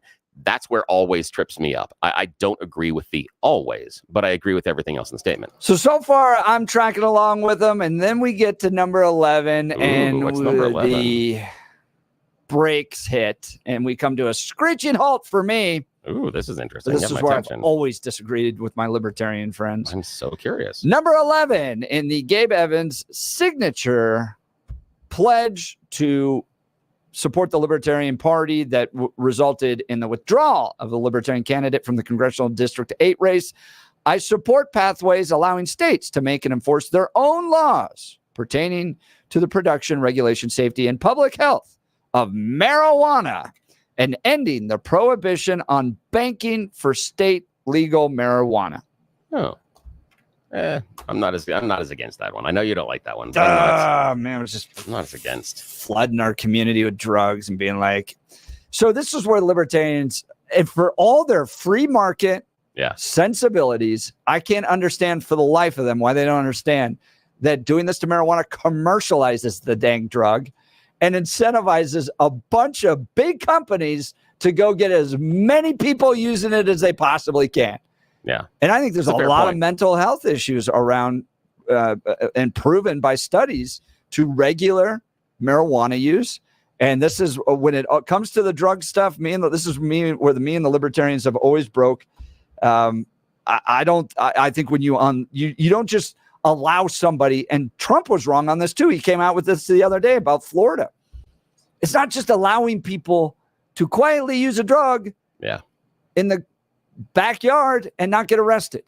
It is the full unleashing of the free market to get as many people using these drugs as they possibly can. And that's just where I disagree with them. Yeah, it's the idea of bringing capitalism into that market in a to way, an addictive substance. Yeah, and the way that it magnifies many of the problems that are associated with, because and so I agree with you. And that's the thing is, I am not against marijuana deregulation, but you have an excellent point based on the capitalization of that drug and what that does, and then getting the big companies involved, because we know when they got involved in tobacco, they were doing great stuff then. So still the number one killer in America. That's the thing. That and heart disease. Yeah, I can see that, man. Me and RFK can talk about making food healthy again. All right. Number 12, I will support and uphold the freedoms afforded to the American people as set forth by our founding fathers in the U.S. Constitution and the Bill of Rights.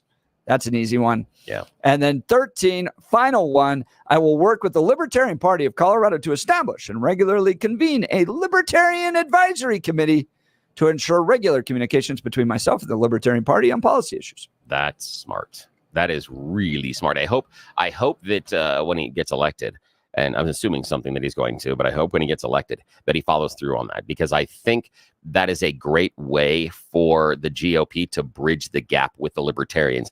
And it can be the idea of, okay, you can still vote for your candidates, you can still sit with your principles, but let's work together so that we find commonality. The phone line is open. Yep, and we can start changing things in the course, because the libertarians and the GOP continue to argue, you're doing more harm than good to your issues that you want to move forward. Find the commonality, move them forward. I hope he does that one. That's very smart. By signing this pledge, you commit to uphold these principles and actions as a federal candidate for the Colorado Republican Party in the 2024 election, and acknowledge that these actions are the best way to make America a freer and more prosperous country. Signed, Gabe Evans, September 3rd, 2024, Colorado's 8th Congressional District. And in light of signing that, the Libertarian candidate for Congress has withdrawn from Congressional District 8, giving Gabe Evans a leg up and likely, hopefully, delivering that for him. So what do you think? Good move by Gabe Evans? Are you optimistic about Congressional District 8?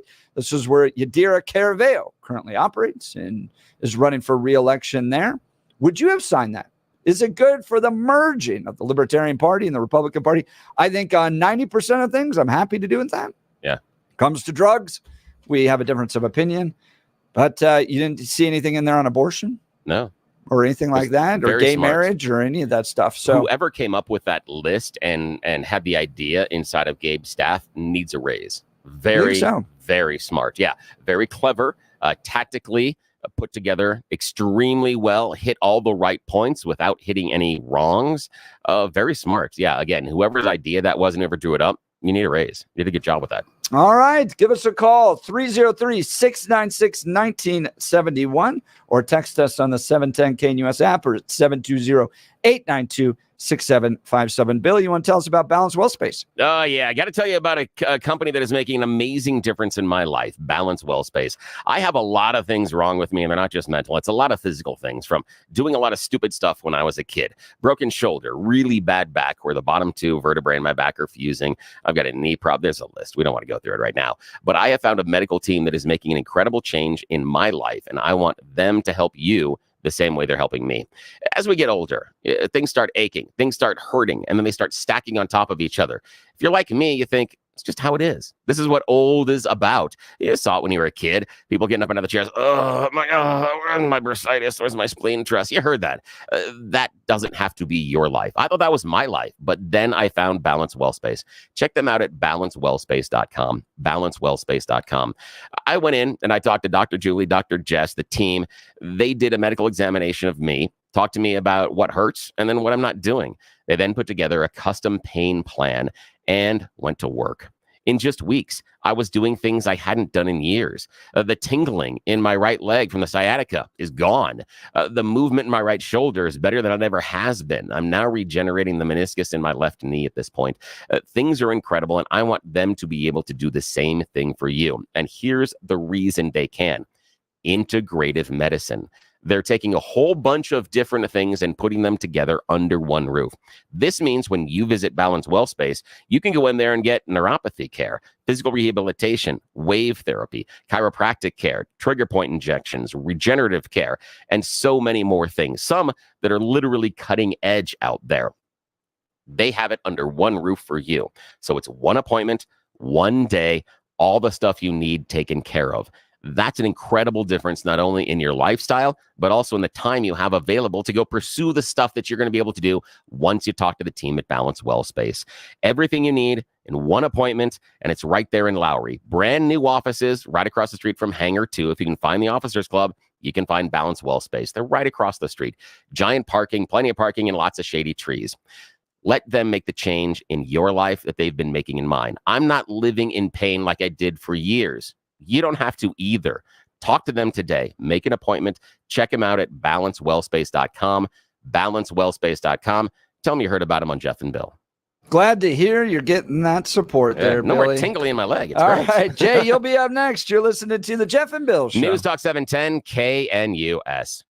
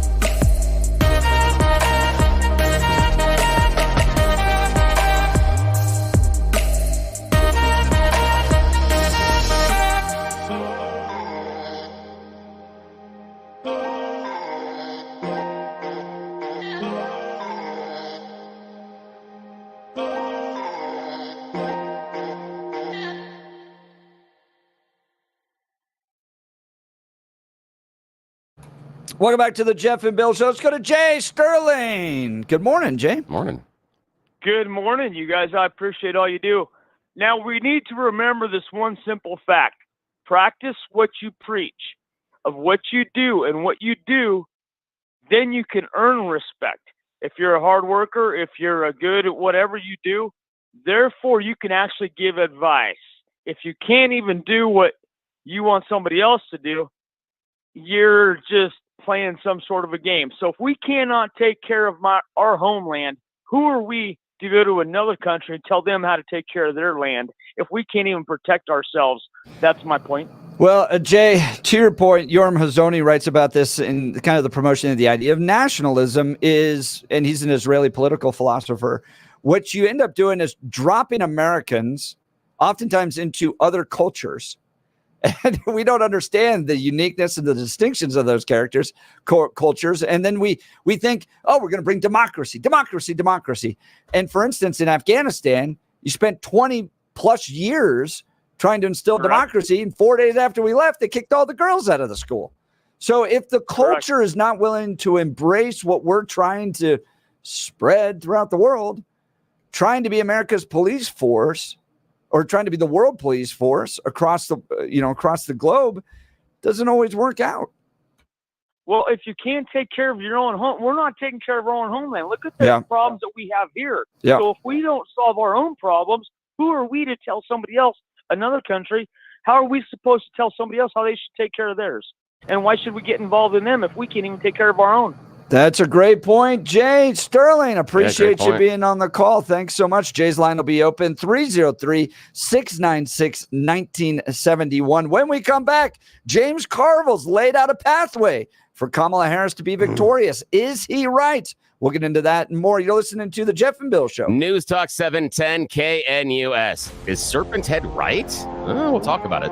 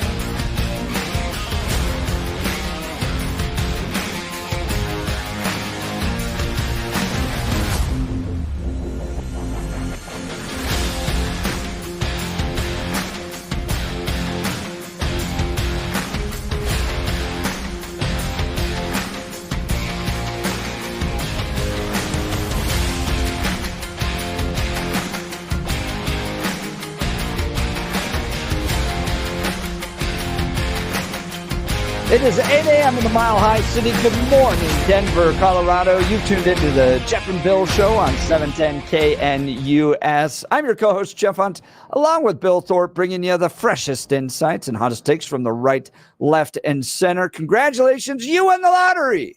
You woke up in the greatest country in history, and we're off and running this morning, making a difference in the land of the free.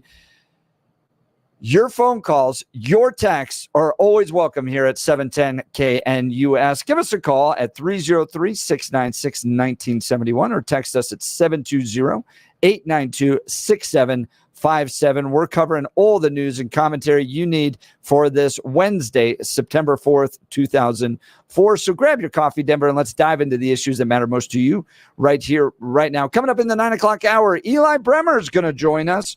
Is he the chairman of the Colorado Republican Party? Is Dave Williams the chairman of the Colorado Republican Party? I don't know. I'm not a lawyer, and from what I understand, talking to lawyers, it comes down to a comma or a lack thereof in the bylaws. So they're going to court over a comma. And is Eli Bremer evicting Dave Williams? Is it right for him to be doing that? Or is this just a big distraction? Come on, people. We're 60 days out from this, from ballots dropping. We got to get to work here. And you all are just creating a bunch of division within the Colorado Republican Party. Where do you stand on that? We're going to get the insight. And that's the tough questions of Eli Bremer when he joins us during the 9 o'clock hour. Coming up after the news and commentary with Blake Olson, James Carville's got the winning strategy for Kamala Harris to beat Donald Trump. We're going to walk through this. Do you think Donald Trump's in trouble right now? Ooh, that's a good question because a friend of the show and mentor to me and somewhat you too, as Peter Boyles has been talking about that on the weekend show here on KNUS about, is Trump in trouble and why and what does this look like going forward and what are the possible weaknesses? This could be interesting. Yeah, so would love to hear from you on this analysis as well. Phone calls are starting to come in. All right, let's turn it over to news and commentary with Blake Olson. Good morning, Blake. I don't know. It's a ship of fools. That's what the problem is. James Carville. Oh, it's all baloney. Now, Blake, we were having this conversation off air. No, I just tell you. and Billy goes, he looks like a snake. And I said, Bill, you have every right to say that considering how many snakes you own. But is that a disparagement to the snakes? That James Carville looks like a snake, because I actually think snakes are quite beautiful. Yeah, and I think James Carville I would not put in the category of being beautiful. You know what? You're right. I've never seen a snake that ugly. No. I saw a rattlesnake over the weekend. It's pretty cool. Yeah, ooh, where'd you find? Where is it still alive? At the let's see, horse tooth. Yep. Oh, yeah, really? It's still alive. Yeah, horse tooth. You got a lot of them out there. Yeah, I just stuck my finger in there and see if he give me a little kiss. Yeah, now, Bill, I think it would be fun to take a little field trip down to that rattlesnake den. Oh yeah, that would be fascinating. That'd be really interesting. And you can tell us all about it. It'd be Billy's trip to the rattlesnake den. Here's the fun part. Now with our prairie rattlesnakes, let's look at this for a second, just as a little bit of hint when you're out there and you're walking around. I want to apologize for what I've unleashed. No, I'm sorry. I'm just going to tell you, this is about safety. I'm just saying this is about safety. Okay, some snakes can almost jump forward when they're attacking, etc., when they're striking. Prairie rattlesnakes are not one of them. So if you're looking at the prairie rattlesnake, when it's rearing up, it can only go as far forward up until the body portions that are on the ground. It can move the body forward a little bit, but if you're looking at how far away do I have to get from this snake, do a rough estimate about how much of the body is off the ground and add a couple inches. That's easy way to figure out how far away you need to be. You don't have to get 7 feet away from the snake. You just have to understand what is the striking distance. So this is just a PSA for everybody wandering around and they run into their little slithery friends out there. Just look at how the body coils are and just be further away than the body coils. That's good advice, Bill. Now I want to tell you a story that may be a little tragic to you. Uh-oh. I was in grad school. I was sitting there studying at my desk. Yeah. And my roommate, who's quite adventurous, comes in and tosses onto my desk while I'm sitting there. Yeah. A rattlesnake rattle. Oh, yes. And I'm like, where'd you get this? He's like, I hit it mountain biking. Oh. And then he pulled out a pocket knife and cut off the rattle and took it home with him. Yeah. Wow. And I get it. And Is that legal? Can you take rattles? Yeah, I think you Oh, yeah. can. I think Wow. you can.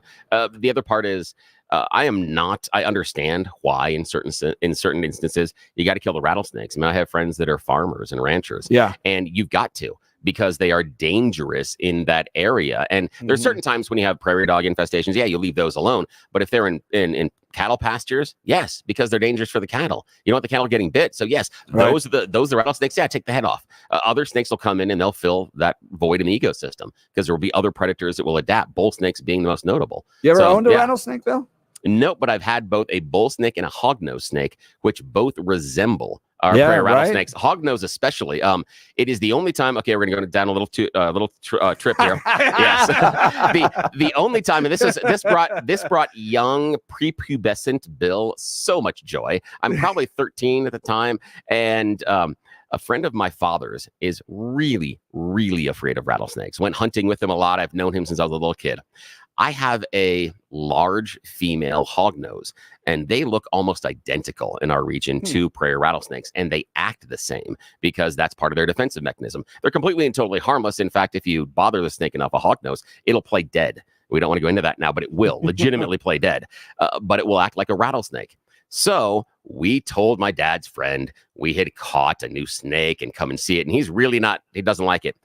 Gets to the doorway of my room and gets 2 steps in, and I tap the side of the cage, and the female just puffs up and goes psst, and starts rattling the tail. I have never heard a grown man scream louder or higher in my entire life, and he ran 3 rooms away and refused. He didn't even want to go. My room is right near the bathroom. Unless I closed the door to my room, he wouldn't go to the bathroom in our house. And I'm sorry, that is a point of joy for a young kid that's keeping snakes to have a grown man go blah! And run out of your room. That's something that is special. You take that and keep it for you the rest of your life. This rattlesnake ends up near Fort Collins there. Yeah, it'd be fun. Like, Yeah. did you know that? No, I heard about it. I want to go check it out though. Yeah, I and think that's and they it's cool. at different sizes, and they'll use it to be, and it's a ball. They're somewhat social creatures. They don't necessarily compete as much for food, but there is going to be a problem with some of the larger and smaller ones because they will compete for resources in some. But it's like garter snakes. Garter snakes are incredibly social. If you see one garter snake in your yard, you got 7 because they will live in communities. They're great to watch, but yeah, they're fun to watch. Megaden. Yeah, So much better than Carville. So you can go to rattlecam.org. yeah, I've watched it a couple of times. Rattlecam.org. All right. Rattlecam.org. Bill, Well, thanks so check much for that telling out. us about your snake. And just remember, the safety portion of this program is about look for the body coils that are off the ground at a couple of inches. That's as far as the snake can get. So that's how far away you need to be good from the stuff. snake. Yeah. PSA All right. for it today. All right, 66 and sunny. Thank you, guys. Expecting a high of 82 today. The 7-10 5-day forecast coming up. Our top story, Kamala Khan expected to announce a tax cut for small businesses today. She had 3.5 years to do it. What happened? So the presidential race remains wide open, according to a CNN poll, which tells me everything. Kamala Khan leads former President Trump 50 to 44% in Wisconsin, 48 to 43% in Michigan, while Trump holds a 49 to 44 advantage in Arizona.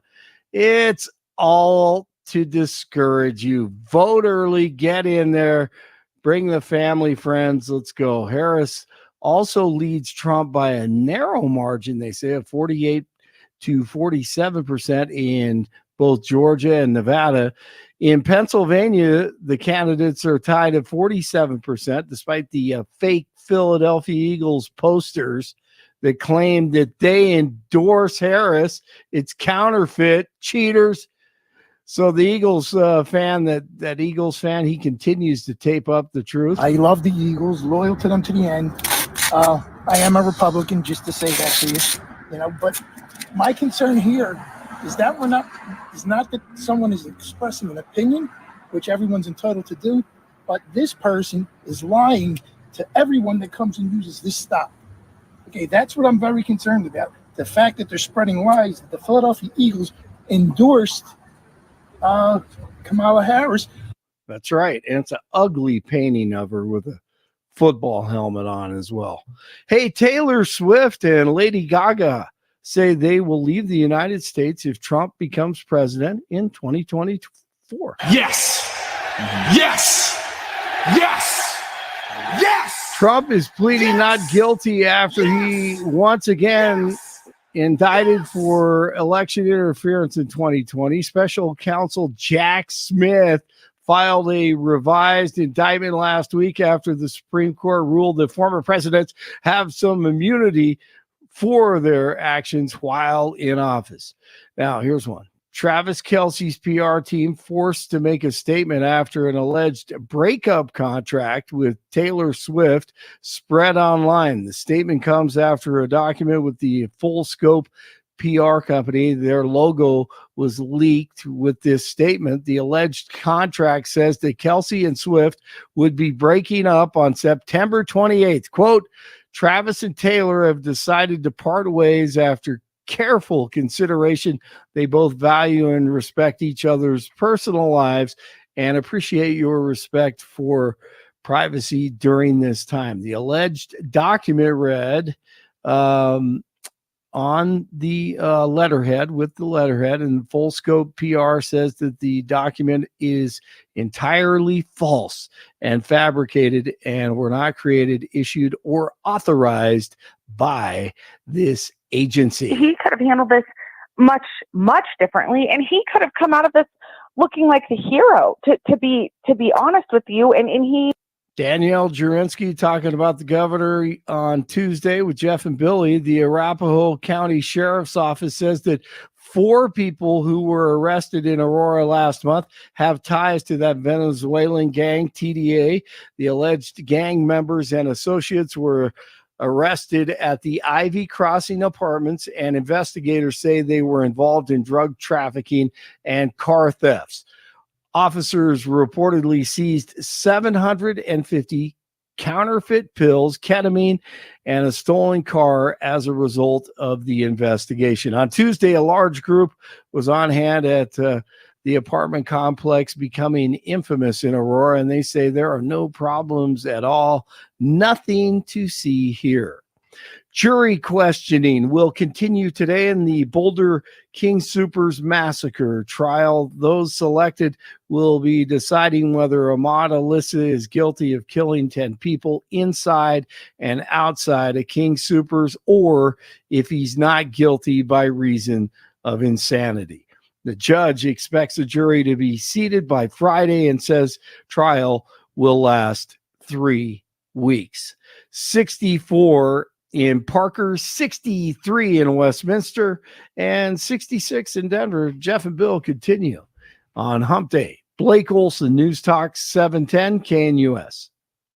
A Pacific cool front is descending south and east into the region. This is going to lead to a cooling trend and a better chance of scattered showers and thunderstorms today, tonight, and into Thursday. Then back to dry, fair weather again for Friday and the weekend. Low 80s today, developing showers and thunderstorms. Some will continue overnight, lows 50s, only 70s Thursday with some lingering showers and thunderstorms. Weather sponsored by branchplanning.com. Secure your future retirement with a reliable income stream. Annuities can provide guaranteed payments, giving you peace of mind. Get your complimentary review at branchplanning.com or call 303-219-0088. Meteorologist Don Day in the 710 KNUS Weather Center.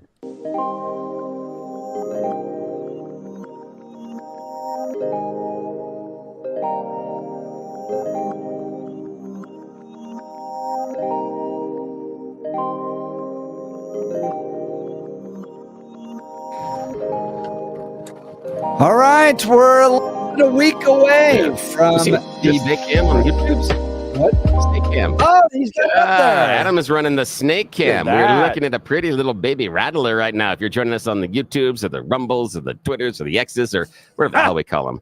Now, that one there, if you're looking at it, it's a black and white. That's a baby. That's a young one. But that's also exanthic. I know I'm a nerd for a sec here. We're I know. on Billy's It is. This is like my happy place.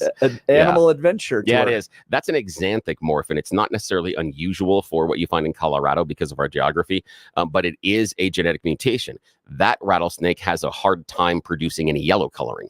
You'll see some browns and blacks and appear as it gets older, especially in the saddles, but around the rest of the body. Normally, you would see some yellowing that would appear along the throat and around the lower jaw as it gets older, but that one will not be able to produce any yellow because it's an axanthic morph. You can see it because it's the heavy grays and brown and blacks as it's younger.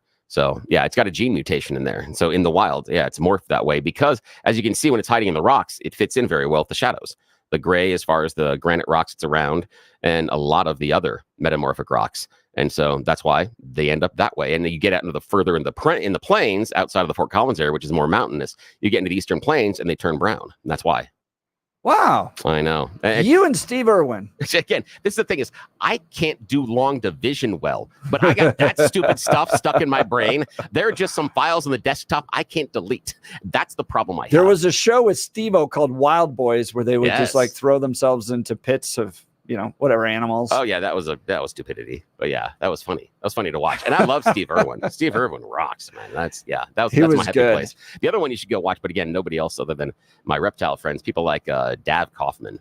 Fantastic dude out there doing some great work. And unfortunately, we just recently lost Brian Barczyk to pancreatic cancer, and he was a great ambassador for the reptile industry. But okay, I'm going to shut up now. I send Billy. I get these Instagram videos of people like walking around showing a snake, and they absolutely flip out. But I don't know, kind of funny. I love it. All right, so we are less than a week away from the first presidential debate between former President Donald Trump and Vice President Kamala Harris. ABC announced last month that the first debate will take place in Philadelphia at the National Constitutional Center on Tuesday, September 10th. Now, this is I'm really fascinated by this because Kamala Harris has done one interview in 40 days, right? She doesn't like anything that's totally unscripted. She wants to be in the room where everything's provided for her on the teleprompter and she can just read off of it. And we covered her debate last week, the day afterwards, and I thought it was a disaster for her. I don't think she performed that well. I don't think she thinks that well on her feet. In contrast, Donald Trump and J.D. Vance have done well over 30 interviews with major media in the same time period. They're happy to talk to people. And if you talk about Donald Trump's debate prep, he'll often say, well, I just go and talk to people. I talk to the average voter. I'm happy to just be out there and interact with people. And that prepares me to take the tough questions. But yesterday's New York Times, James Carville, remember James? He's kind of the balding Louisianan that helped Bill Clinton be successful in his races. And he's famous for the old quote, "It's the economy, stupid." Well, he laid out in the New York Times a strategy for Kamala Harris to defeat Donald Trump. Here's my thoughts. Do you think that this is going to work? Or here's the question I have for you all. Do you think that this is going to work? Number one, help Mr. Trump hurt himself in the debate. If there's one thing Americans love, it's a train wreck. That's why we're addicted to Dance Moms and Real Housewives. Just over 2 months ago, we witnessed one in real time, and it led to the humane revolt against the sitting president's re-election campaign by his own party.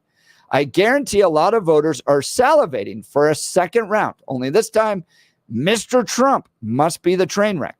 And it's on Miss Harris to lay the tracks. Okay. He goes on to say, I've always believed that one good joke is worth 100 fact checks. By and large, Miss Harris is diverging from the normal fear-provoking way of going about Mr. Trump. Instead of building him up as a threat to America, she's getting voters chuckling and nodding by saying of the former president and his crew, they are out of their minds. People, really?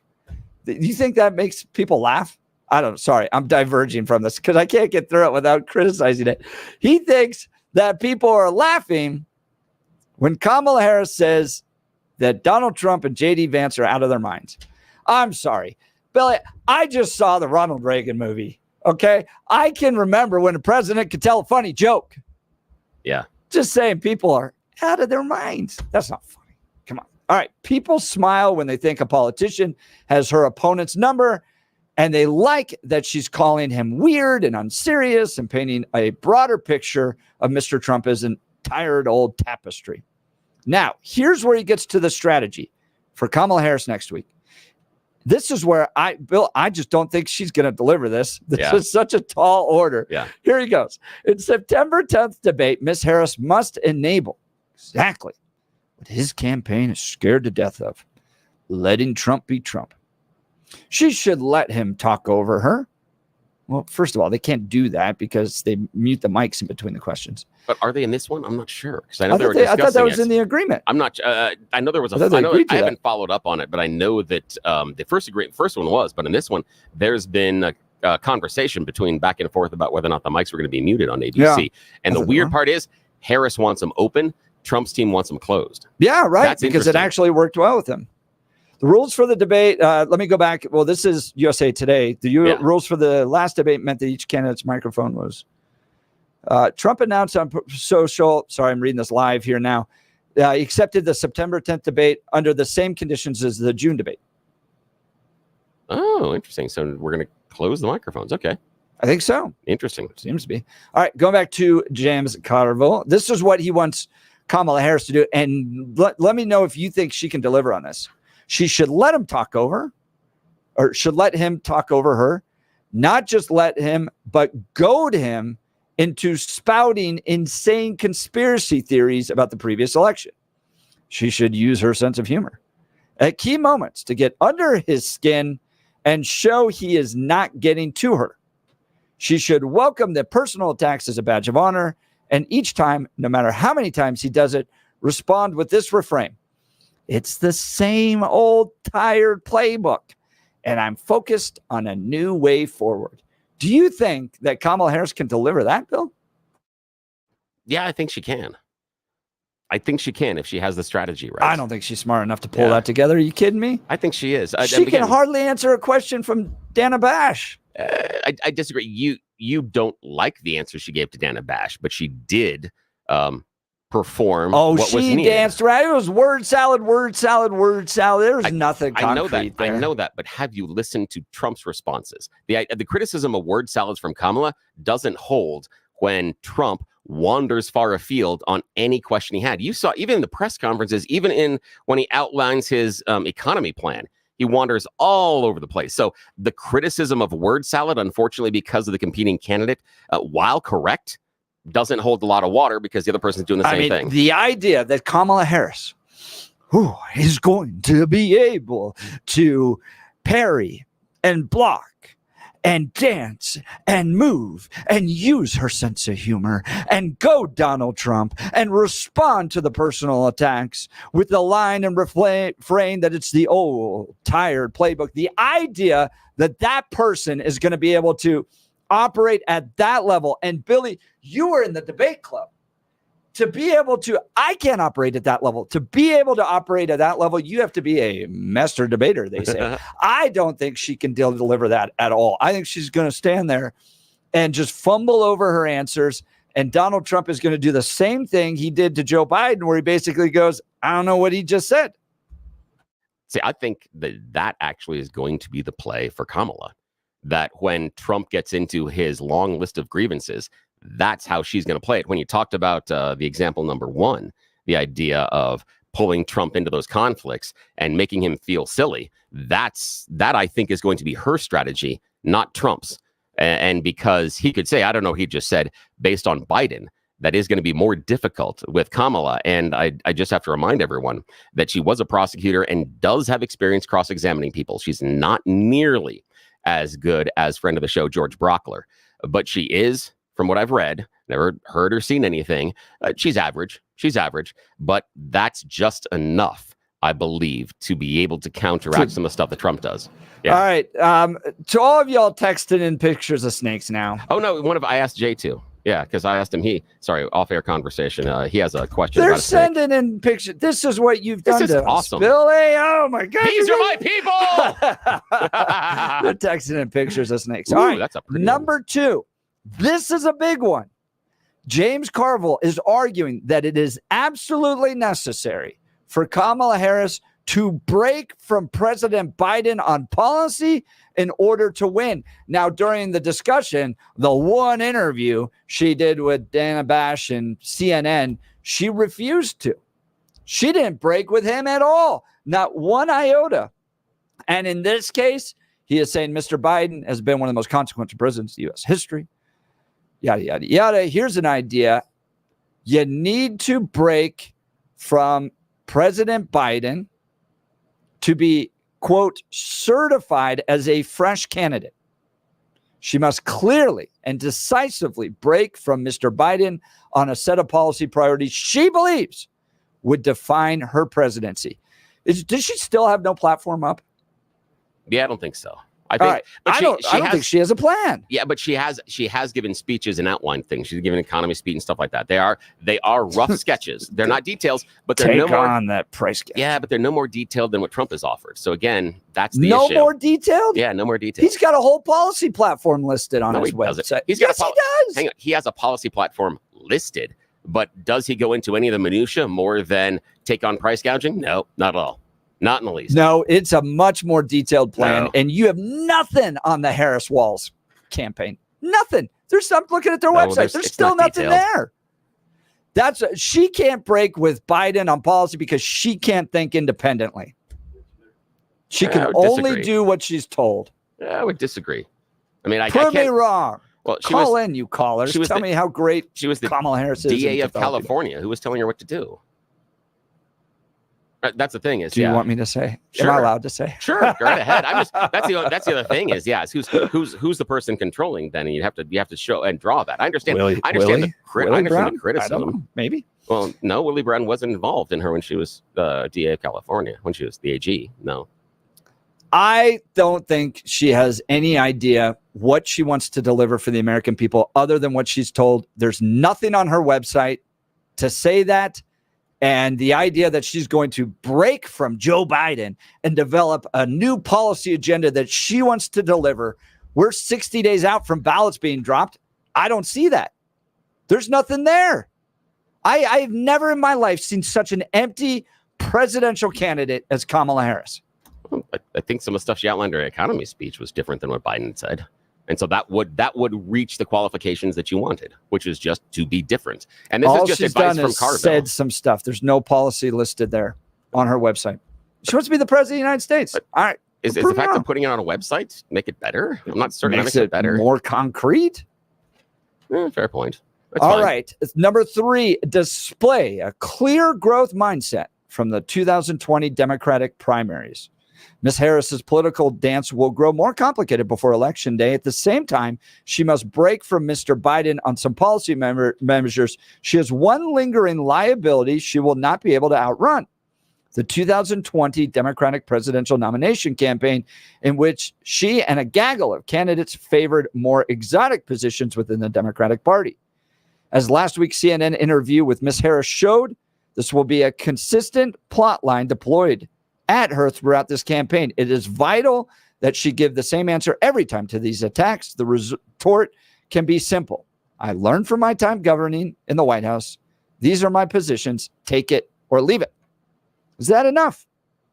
Is that enough to cover the flip-flop, especially on fracking, which was an absolute flip-flop? What do you think? All right, Marty, we're going to get to you in just a second. Hey, it's Jeff from the Jeff and Bill Show for my friends at Mountain High Appliance. They've cooked up some sizzling deals for your kitchen. Now, for a limited time, receive up to a $1,500 mail-in rebate with the purchase of qualifying Bosch appliances. Enjoy the Mountain High Appliance price match guarantee and special financing options. Visit one of their 4 locations for all the details and upgrade your kitchen with Bosch appliances in Denver at East 64th, Littleton, Louisville, and Glenwood Springs. Mountain High Appliance. Experience the difference. All right, Marty, you're going to be up next. You're listening to the Jeff and Bill Show. News Talk 710 KNUS.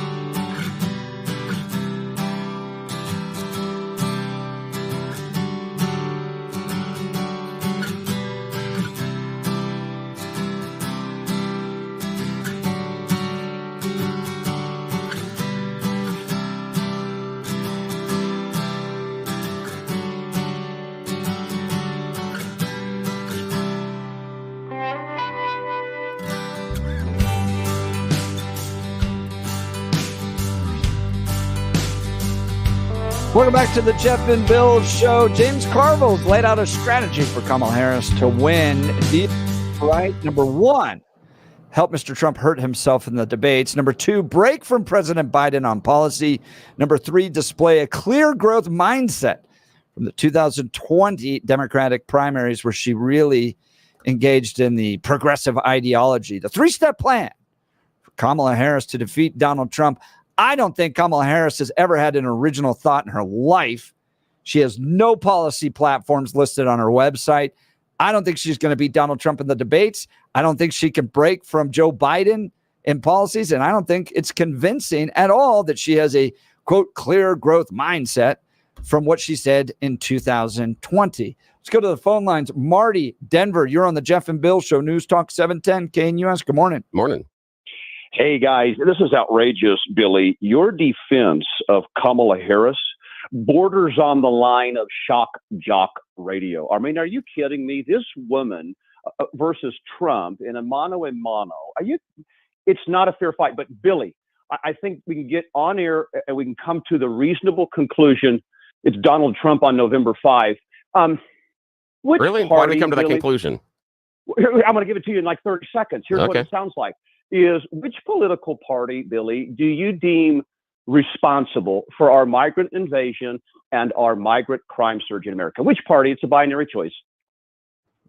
Why do you get to say it's one party or the other? I think both are responsible. Why is that a hard thing to get to? 51%, 49. Would you dare tip the scale to the Democrats? Because see, if you're going to defend the indefensible, you got to be exposed right here. Well, here, Marty, hang on a sec. Stop there, Marty. You say it's indefensible. What I'm asking you is that we did have, and again, nobody liked it, but there was a bipartisan bill just a little while ago. Hang on. Just a little while ago that could have moved the needle. If we are so worried about the migrant invasion that is happening now, arguing over who gets credit for it is BS. I'm going to throw the BS flag right now that just because the Democrats finally came to the table in an election year to get a lot of what the Republicans have been asking for, that they decided not to play along, that's politics. That's not solving the problem. And if you're telling me, like everybody has been for the past 3 years, that this is a danger to the country and something has to be done now, then when presented with not a perfect solution, but a solution that did include many of the things the GOP had been asking for them to refuse to do anything about it, is politics. And that's BS. And that's why I blame both parties. Neither party really wants to fix this. They want to use it as a political cudgel. Continue. That's not fair. They'd already let 10 to 12 million migrant in when they came up with that bill. Our current administration. Now, are you now, Marty, you know that illegal immigrants happened during the Trump administration and Obama and Clinton and Bush. Okay. So it is not a like constant. This, though. No, it is a constant. So just saying this one and this group, you're being myopic. That's fair because it makes your point, but you're not being fair intellectually on the conversation. Both parties are responsible. Think about it like a stock chart. And this surge that we've had with the Biden-Harris team, that's like a NASDAQ bubble or a big jump up, a big bull rally. But it's always been going on. I'm admitting that. The surge, though, that we saw basically day one of the administration is unprecedented. We've never had anything like this. That you cannot not acknowledge. We've never seen this kind of lawlessness at the border. Is that fair? No, not necessarily fair at all. Not fair. No, because there have been larger influxes of total immigrants in this country in our history. In fact, there was a time in which we didn't even take any immigration, just show up on the borders and good luck. That was it. So the idea that this is this giant influx that is untoward in American history, I disagree with based on percentages. Is it much larger than it has been in the last 20 years? Yes. Is it an issue? Absolutely. Perfect. Yes. Absolutely. Sure. Okay. And for most people, so we're on the right, we're right there now, we're right where we need to be. Most people, they're going to view that as a concern. Certainly our Aurora residents that are going to see property values decline and crime go up and businesses flee. We know that's all coming. You're in the minority, though, to not see it as this big a deal. I think the average person is. I didn't say it wasn't a big deal. You're making assumptions about me just because it makes your argument better. I never said it wasn't. No, Marty, I never said it wasn't a big deal, but you put those words in my mouth. Continue. Well, but then we got to go to, let's look at the source. And I know, I'm not even go to the border czar. I don't even like that term. I know she's not in charge. I know Alejandro Mayorkas is the one doing this. So, but let's just say, after all the dust is clear, and you love what Kamala can do, and she's responsible for this migrant makeover of America that's permanent, Billy, and you can't get past that. It's like the babysitter burned your house down. I know you didn't mean for that, but I'm sorry, I can never let you watch my house again. And that's Kamala Harris. That's where she's going to be. We don't trust you. We seek and smell a lie out of almost every breath. And I think Willie Brown does need to be talked to about a lot more. And Montel Williams, this is not a woman of character. We bash Trump all the time. This is a woman sleeping her way to the top. Really? Hey, stop right there. Okay, let's put a pin in that. Talk to me about how she slept her way to the top. How did she sleep her way to the vice presidency? How'd that happen? Well, Willie Brown, who was a married 60-year-old mayor, had no problem saying, yeah, she was a mistress. I got her plugged into the California political scene, and off she went. I mean, how do any of these people emerge? Obama wasn't sleeping with Willie Brown. Stop this, Marty. I mean, stay on topic here. Because now, no, but you're running far afield on this. Let's stick back to this. No, Marty. Willie Brown and Kamala did have a relationship. Now, he put her on a couple of very minor type of board positions. He did not get her the position in the law firm. She did not get her the position as the DA of San Francisco. That's nothing that he had the ability to do, in part because they voted her in. So unless you're telling me that in order to get elected DA, she went around and slept with a majority of San Francisco, unless you're telling me that in a majority of Californians had to sleep with her too because they reelected her as DA and then slept with the majority of Americans because that's how she got to vice president. Unless you're telling me that, you can't back up the statement she slept her way to the top. You're putting a pin on Willie Brown, a relationship years and years ago, and somehow trying to draw a conclusion about that's the only way that she can get to the top. And I'm sorry, that's a touch offensive to any female that has been placed in a position like that, because your assumption is there's no way she could possibly be qualified unless she's lifting her skirt and spreading her legs. So check yourself. That's exactly what I'm saying with Kamala Harris. And you're exactly qualified. wrong. You're wrong. Who did she sleep with in order to be DA, Marty? Go for it. Who? How'd she sleep? How'd she sleep to get DA? So this is the way this works. I'm not saying she slept for that position, but stop. No, Marty, stop. You said she slept her way to the top. We are going to work through this together. That's how the show works. Okay. How did she sleep her way to the district attorney's position and then to AG? Go. She's having a sexual relationship with Willie Brown, who's the mayor. Not at the time when she was AG. So tell me how she slept her way to the top. Okay, so that's what got her fed into this system. And so when the law firms, the notable law firms in California and the San Francisco area say, and Willie Brown says, hey, you should take a look at my gal. And they get her in the system. And now all of a sudden she's inching her way up in power and power. She sleeps with Montel Williams, and now she's access to another shape and form of power, Hollywood power, entertainment power. I mean, you don't think that went on? You think this is a choir girl? I mean, what are we talking about? A Girl Scout? What are you thinking? I didn't say that she was a Girl Scout, but yet you have not shown me how she slept her way to either the DA position or the AG. You've said she had a relationship with Willie Brown and then had a relationship with Montel Williams. Last time I checked, Montel Williams doesn't get to name the district attorney or the AG. Dude, this is really bad. Here's a question I have for you both, and I love your response. We have dove into every aspect of Donald Trump's sex life. I mean, you had Jimmy Kimmel asking the porn star what it looks like. Point out, I got a whole bunch of little mushrooms here. Tell me what you think it looks like. They have done. Is it sexist to do the same thing to Kamala Harris? No. I mean, if that's what we want to talk about as far as the relationship with Willie Brown, go right ahead.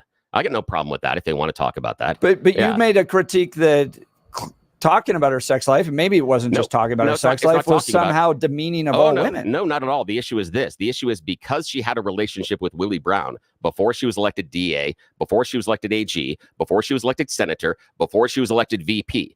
That relationship happened before all of those happened. But the conclusion that Marty says and that everybody else says is that she slept her way to the top. The only relationship they can point to is the Willie Brown at the beginning, nothing along the way. So it is not a fair critique to say that she slept her way to the top. And when you say she did, absence any proof at all, you're saying a woman can't possibly achieve this because the only way it could ever happen is if she slept her way to the top. That's the issue. Done. Bill, don't become a raging feminist over Kamala Harris. She's not worthy of that. This was not a noble woman. How is that a feminism thing? Okay. Oh, that women can do anything and anything you dare critique. I'm not even saying it has nothing to do with that. This is hold on. Wait. You got to go back to that. You said that I'm saying that women can do anything. You don't think they can? You don't think they can do anything? No, I think no, they don't.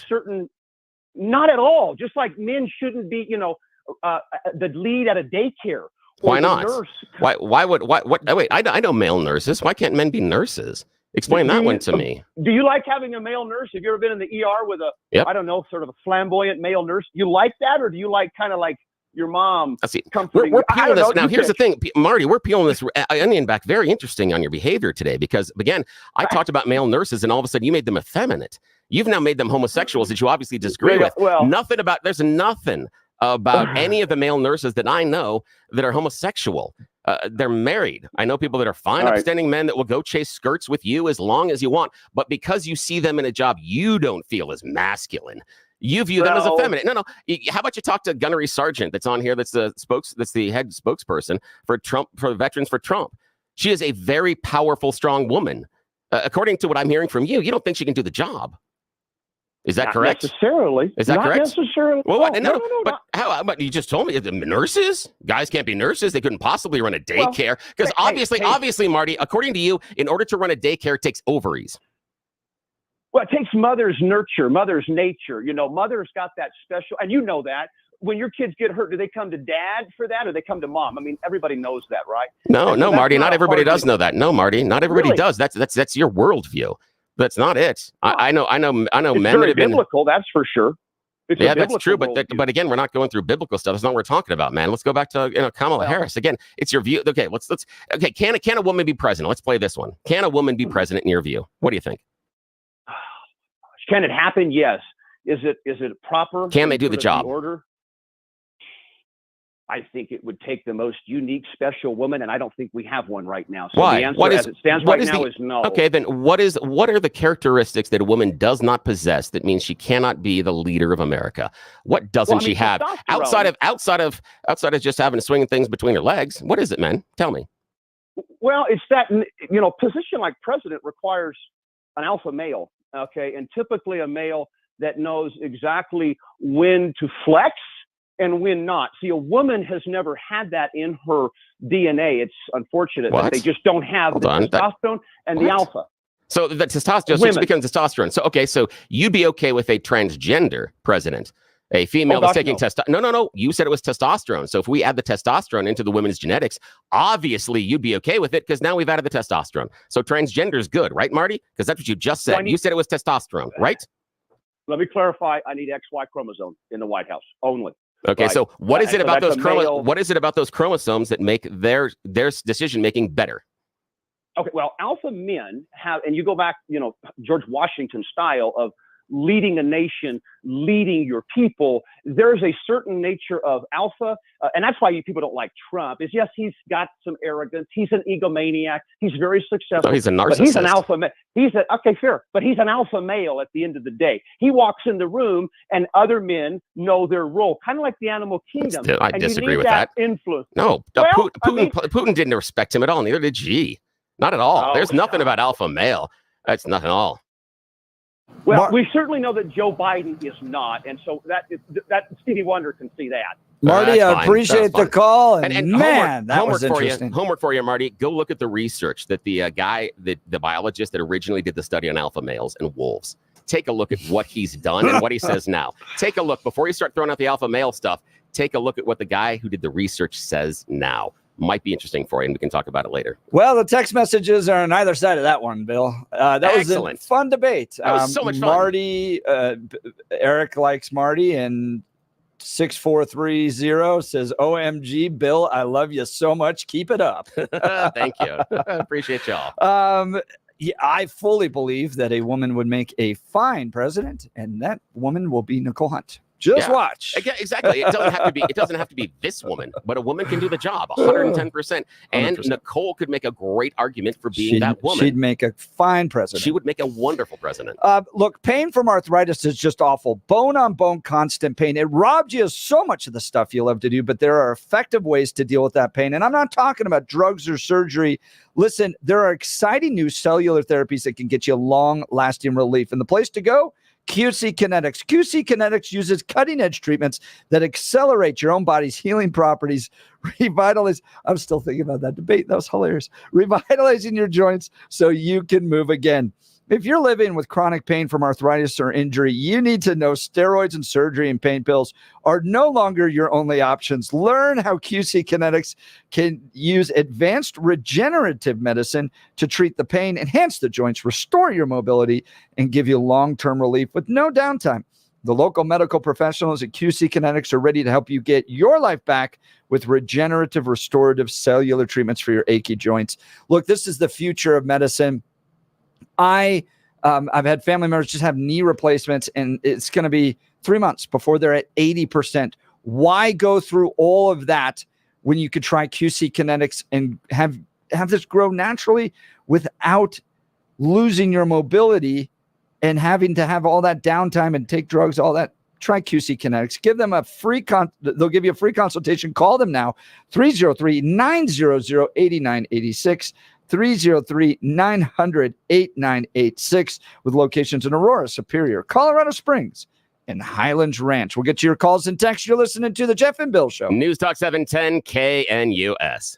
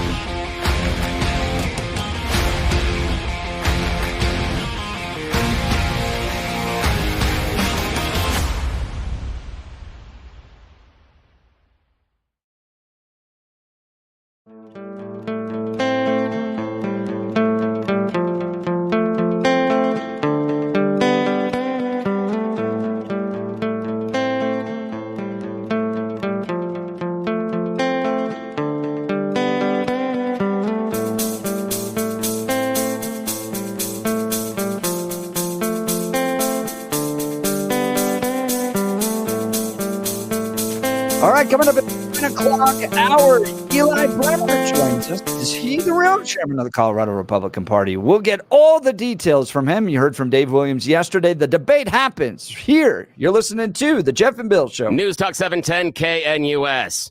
Let them fight. Let them fight. Let them fight. Let them fight.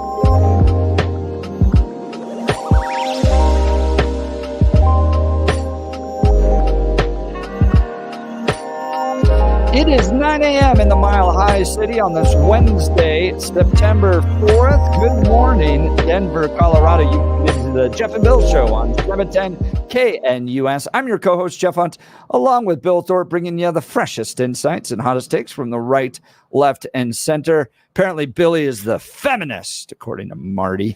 But we are off and running, and this hour you're absolutely not going to want to miss. Joining us in just a second, Eli Bremer, chairman of the Colorado Republican Party, or a distractor? You decide on the 710 KNUS show. We're going to get to him talking about what happened over the weekend. Does he recognize it? Is he off and working? Does it even matter to him? Where is this all going to fall in the court system? Who is the chairman of the Colorado Republican Party. Man, you think Real Housewives of Orange County has drama? They ain't got nothing on us here. Nothing.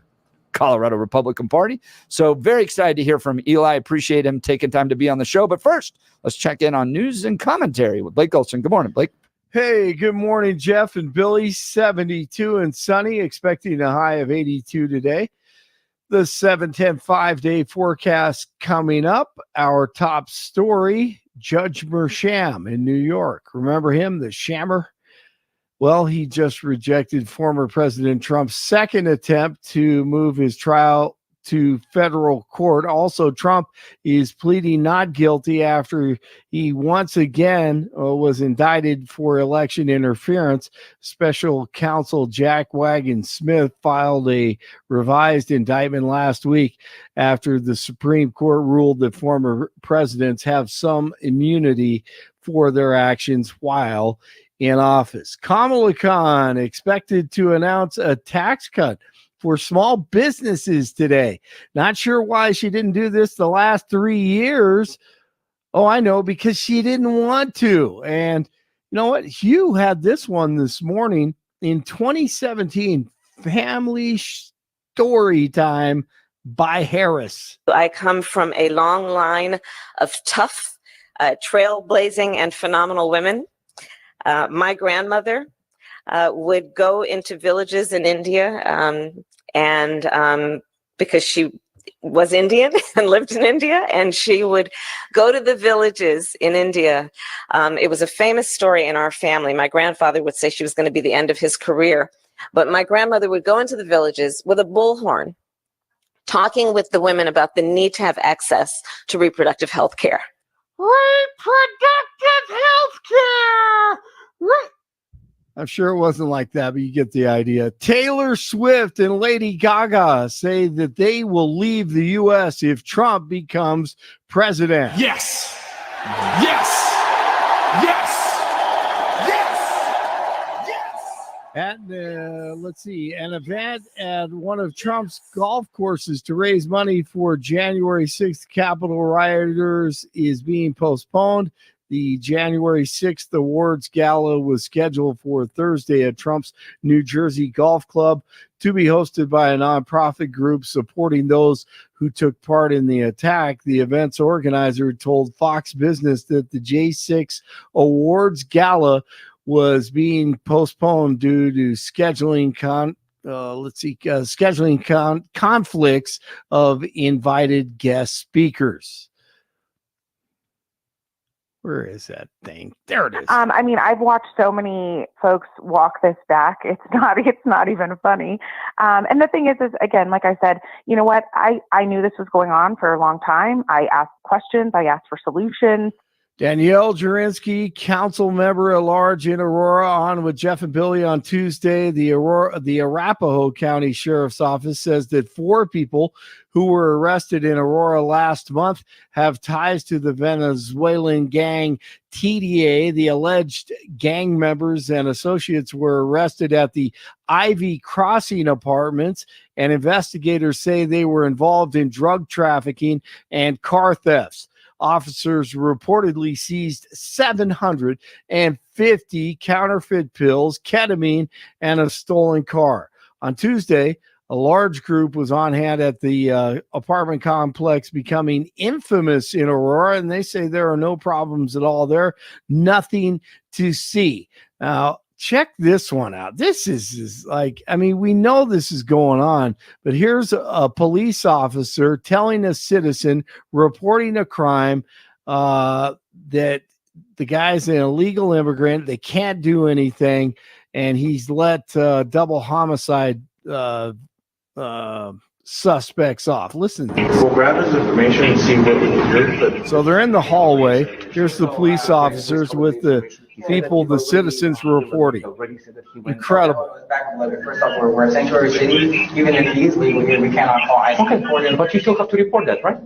No, we don't. Because it's a sanctuary city. We do not report illegal undocumented. So you're going to let a person who went to prison, he committed a crime in America, who's illegal right now, you're going to let him go free right now. This elevator. That's exactly what I'm saying. Because we're a sanctuary city. I've arrested a double homicide suspect in this city before and let him walk out the door. because we're a sanctuary city. We're not going to call ICE to come pick up and deport them. Incredible. I mean, when you hear it, we all know it, we all talk about it, but when you see it and you hear it, it is just absolutely frightening. You get what you vote for. Sanctuary cities, total chaos. This is just nuts.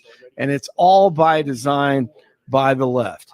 The U.S. is changing or charging 6 Hamas leaders with terrorism and other crimes related to the October 7th attack in Israel. On Tuesday, the Justice Department announced the 6 defendants were identified by the FBI as leaders of Hamas, including the group's political head, Sinwar. All the tragedy that has occurred in Israel is due in part to the administration, says J.D. Vance. Predictable. We know who Hamas is. We know the problems they have. We know the fact that they felt emboldened by Kamala Harris's policies, and we know they've been enriched by Iranian money that has flown to them because of Kamala Harris. So this is not unexpected, and it's going to keep on happening unless we fix this. 68 in Castle Rock, 69 in Arvada, 72 in Denver. Jeff and Billy continue. It's Wednesday, hump day. Have a great day. Blake Olson, News Talk 710 KNUS. A Pacific cool front is descending south and east into the region. This is going to lead to a cooling trend and a better chance of scattered showers and thunderstorms today, tonight, and into Thursday. Then back to dry, fair weather again for Friday and the weekend.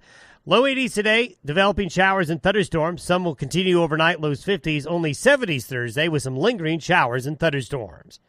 Weather sponsored by branchplanning.com. Secure your future retirement with a reliable income stream. Annuities can provide guaranteed payments, giving you peace of mind. Get your complimentary review at branchplanning.com or call 303-219-0088. Meteorologist Don Day in the 710 KNUS Weather Center.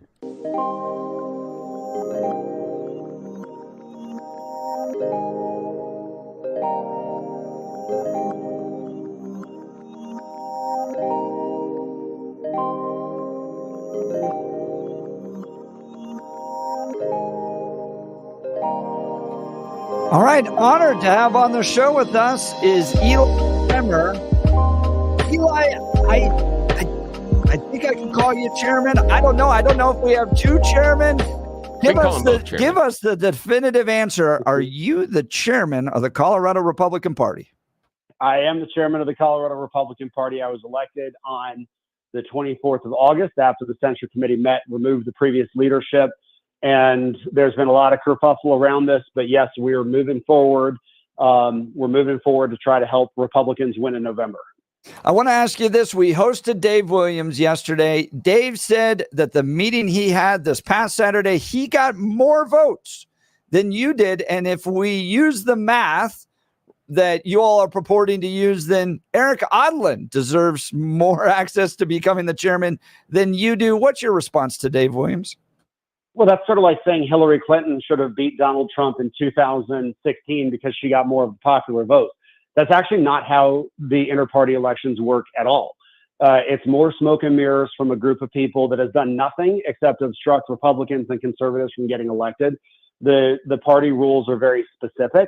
We followed the rules. The folks that ran the recall, which was not me, they followed the rules to a T. They had multiple attorneys advising them on this. They followed the process. So, you know, if you support Hillary Clinton saying that because she won the popular vote, she's the president, then you're probably right down the strike zone of saying, okay, you can have the former party leadership hold a meeting that has no relevance, that is not sanctioned by the party, and they declare themselves the winner. It's just not how the rules work. Now, last time we had you on, you mentioned that the NRCC was recognizing your chairmanship, but have you heard from the RNC yet? Have they fallen on either side of this issue? No, and they won't until this goes through court adjudication here in Colorado. I've had a really good set of conversations now with Pete Hoekstra, who is the chairman of the Michigan Republican Party. As you and your listeners, I'm sure, know that Michigan went through almost an identical situation as we've done here. Chairman Hoekstra has been extremely helpful in understanding the process. And the RNC in Michigan, they jumped in a little too early there. and then they stepped out because they had to work on adjudicating facts and things like that that are frankly better done in a court of law. And there are state laws that have some impact on this. So it's going to get adjudicated in a court of law in Colorado first, and then the RNC will recognize following the legal piece. And where are we in this process of adjudicating it in the Colorado court of law? It will be probably heard within 2 weeks, and because of sort of the emergent nature of this. And at that point, the judge is going to look at the physical documents. They're going to look at the actual law and the relevant bylaws and things like that.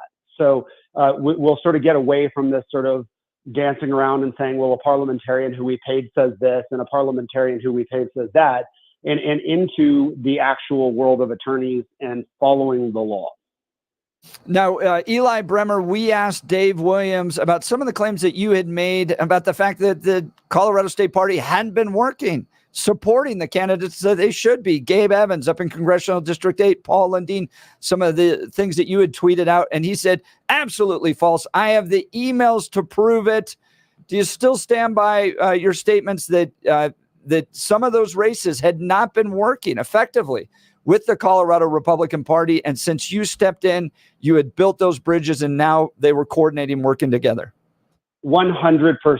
And nothing should speak louder to this than the fact that all of the competitive races had called for the removal of the former officers. If the state party had been working with them, they would have said this is a distraction. Every single one of them has told me the exact same thing. They said, Eli, the state party had been a millstone around our neck and it was causing us problems. Your first task as our newly elected chair is to stop the bleeding coming from our own party. It is impossible for the statement of the former officers to be true that they were working with the candidates when the candidates themselves completely deny it. And they've said what the party was doing was attacking them in the same way that the Democratic Party was attacking them. They told me the Republican Party was doing a better job attacking their own candidates than the Democrats were. So that's the position that we were in. And again, ask any of the competitive candidates out there and they're going to tell you the exact same thing. Talking with Eli Bremer, he's claiming, and he has a good argument, to be the chairman of the Colorado Republican Party at this point. It's going to have to be adjudicated. Eli, you are balancing two things at the same time. One, you are evicting out the previous leadership of the Colorado Republican Party while also trying to build a party infrastructure. Give us insight into what you're doing on the latter half, the building part of it, the connecting with the candidates, and how people can be involved with the Republican Party. Well, we're starting to rebuild the relationships back to the county parties. So the county parties are really where a volunteer walks in the door. Volunteers don't really walk in the door of the state party and say, I want to volunteer. They go to their county party office. We discovered very quickly that there was a huge problem that had gone on. And as soon as I saw it, I said, we got to try to fix this, which was that nobody had put together an operation to bring Trump Vance paraphernalia and yard signs into our state. Now, Trump has not claimed that Colorado is going to be competitive, but we have a lot of our base that's very energized and wants to support our team. And they are our team and we support them. And so I'm working with county party chairs right now to try to bring in Trump yard signs, Trump paraphernalia, Trump door hangers, so that people can support our team. And when they get energized, they support people like John Fabricatori in the 6th, who we would really love to unseat Jason Crow, Gabe Evans in the 8th, and Jeff Hurd down in the 3rd district. So that's one thing. Another thing we're doing is I'm getting ready to sign a joint fundraising agreement with the National Republican Congressional Committee. That's going to enable us to start bringing these funds back into the state of Colorado that the previous officers had pushed out of Colorado because they were using the funds illegally and against the needs of the party. So once we have that joint fundraising agreement in place, I believe it'll free up hundreds and hundreds of thousands of dollars, particularly in the 3rd and the 8th district, or where the national folks are targeting. That's going to have a direct impact. What would you say to the critique that, while there's plenty to complain about with Dave Williams and his leadership of the state party and the actual deliverables of a state party chairman and operations of a Republican Party, this wasn't the right way to go about it? The argument that you could call a meeting, get a quorum, and then get 3/5 of the quorum to remove the chairman it seems like a misreading of the bylaws. Is this the right move to be doing, particularly at this point in this race against the Democrats? Maybe we should have waited till November, December after the fact to critique Dave. What's your response to that? Let's start by the legality of it. We had 5 attorneys working on this, attorneys of stature, okay, not just random attorneys. These are specialists who had looked at it and said, this was done 100% the correct way. But let's also look at it. I was just doing another radio interview before this show, and they had said, what more could the Democrats do if the Democrats were running the Republican Party to hurt our candidates? And I thought about it, and I said, there's nothing more they could do.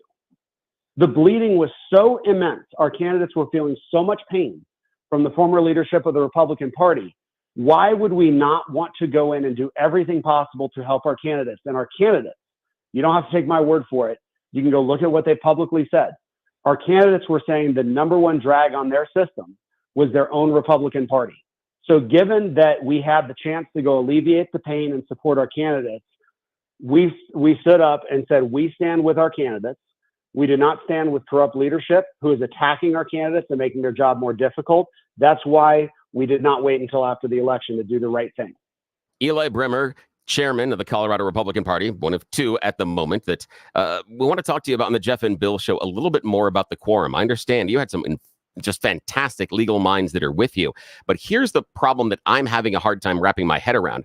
The idea of if you get only a certain percentage of the council together, then that counts as a quorum, and then we can make changes or have votes, etc. What I'm worried about is how many of those people do we know, or what percentage has to be there in order to be a quorum? And what I'm saying is, can I grab 10 people together?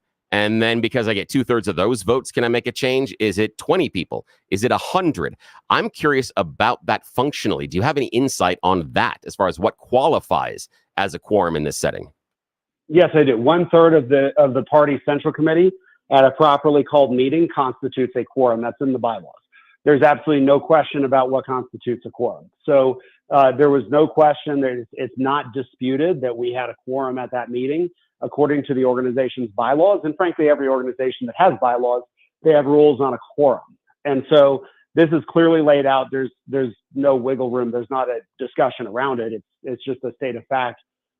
It's 1/3 of the quorum. I appreciate that, because I haven't been able to, and again, maybe at the part that someone else had said that I wasn't paying attention, which would be perfectly logical. I miss stuff all the time. My kids throw stuff at me. I get it. So now I get that as far as the 1/3. 10 people can't get 10 people cannot get together at a bar and take action on behalf of the party. There's a whole process behind it. Because it wasn't 1/3. Now, question, and this is not just on your opinion, is it smart to set up bylaws where only 1/3 of a ruling council can make those kind of changes? I would think that if I'm putting together, let's just say a snake club or a Dungeons and Dragons club, whatever it is, I would put that threshold a little bit higher. I would want at least 2/3. Does it make sense to only have 1/3 be able to get together and make this kind of change? I'm just talking philosophically.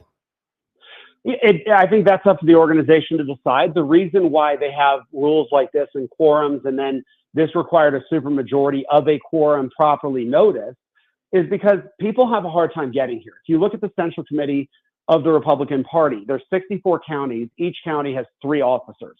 The vast majority of those are farmers, agricultural people, and many of them have to drive hours and hours across the state. So there's oftentimes lower participation just because of the nature of who's on the Central Committee. The reason you set a rule for a quorum and you have to publicize to the members of the committee what's going to be on the agenda, you set the rules for a quorum because then they might look at it and say, you know what, I feel like we're okay with the direction that's going. I'm not going to spend $300 to drive from Montezuma County in Western Colorado all the way out to Denver, get a hotel, spend 2 days of my time doing this. I'm comfortable letting that take place. So it's really the right of the members to determine that. These are the rules of the party. You know, I think it's done largely for functionality purposes. It makes total sense. Makes complete. I appreciate that philosophical discussion. Now, I want to dive into a couple of things that dovetail off of conversations we've had here on the show and also with Dave Williams yesterday. And it's a little bit of a 2-parter. One is I would like you to walk us through why this was an authorized meeting. And the only reason I want that is because that seems to be somewhat of the push and pull between the two sides. Was the meeting authorized? Was it not? I just want you to walk the listener through why it was an authorized meeting. And the second thing I would like you to address is we heard from Dave Williams yesterday that the party was reaching out to those candidates and had sent emails to them, but it was the candidates that didn't respond. I'd like you to follow up on that based on your knowledge. What do you know about that conversation and that allegation? Well, let's start with was the meeting properly called? That's an easy one. The answer is yes. The bylaws have a provision for if someone wants to remove an officer, you submit a written request of 25% of the membership. Should the 25% submit a request, the chairman is obligated to call a meeting for the purpose of removing himself. Now, those who wrote the bylaws years ago, I don't know who it was, foresaw that a chairman would likely not honor that. And so they put a provision in the bylaws that said if that chairman who is set to be removed refuses to call the meeting, any member of the committee may call a meeting of the central committee for the purposes of removal. That's in the bylaws. So the former officers had tried to, in fact, they went to court, they lied to a judge. This is established fact. What I'm telling you is established fact. They lied to a judge in Arapahoe County about our bylaws. The judge looked at it and threw them completely out of court on their ear. And so there is a provision in our bylaws specifically to enact this because when you have despots in power, they don't like to be removed. So that's question number one. But Eli, how was the meeting that took place last Saturday not a response to that? Didn't Dave call that meeting? And couldn't you all have shown up and made the case on what happened just this past Saturday? So potentially you could have. However, he's a man of gimmicks. I've known him for 15 years. He's never held a job in the private sector. He's never built something. He's destroyed a lot of things. He had put a poison pill in, what we call in the private sector a poison pill, where he could have, if he knew he didn't have the vote, he could have turned down and said that the meeting had not noticed it for removal of the officers. And our bylaws are very clear. You have to notice the removal of the officers. They played with words to make darn sure that they had an escape valve. And so I will tell you, I will swear on a stack of Bibles, I would bet my entire net worth on this, that had Dave held that meeting and believed that he had any chance of removal, they would have used the escape hatch and gotten out of it. That is not a situation where you walk into it. The meeting on the 24th was properly noticed, properly held. Again, we had 5 attorneys involved with that. It's my understanding that Dave never had any attorneys because attorneys can be sanctioned for taking improper action. So it's hard for him to find attorneys to work with. I want to answer the second question, though, because it's much more germane about supporting candidates. The party sending an email to candidates one way is not supporting candidates. In fact, the party should not be sending emails at all. If you talk to Cleve Simpson, his race, he's a state senator. If we lose his race, we're likely to be in a micro minority in the Senate, which means that the state Democrats will be able to send constitutional amendments to the ballot, even overriding a governor's veto. The very first thing that they are going to do is go after Tabor. They want to put that on the ballot and get rid of it because the Democrats want to spend like a bunch of drunken sailors. We need to hold that seat. The Colorado Republican Party, without authorization from Cleve Simpson, started sending communication into that district that inflamed the race, and that was supposed to be an easy win for us. And now we're having to spend a lot of time, effort, and money just to hold on to a seat that should have been a win. That is not helpful. That is what the Democrats would have done. So we came in and said, we're going to stop all these communications. Unless a candidate wants a communication into their district, the state party should not be doing it. So you can have quibbling about saying, well, we reached out to a candidate. Well, you're reaching out to candidates that you are actively harming. Don't talk to me about it. Talk to Cleve Simpson. Talk to Senator Paul Lundeen. Talk to Jeff Hurt's campaign. Talk to Gabe Evans' campaign. If the assistance that you say you're giving is assistance that they're saying is hurting, you are not helping the candidates. You are destroying the candidates. Talking with Eli Bremer, chairman of the Colorado Republican Party, in a disputed chairmanship with Dave Williams. Now, Eli, one of the things we heard from Dave yesterday was when we asked about losing all the endorsements, losing his own race in that primary too, the response often from him is that, well, there's outside forces that are disrupting his ability to be able to get his candidates elected, those that were endorsed by the Colorado Republican Party. And I raised this question yesterday.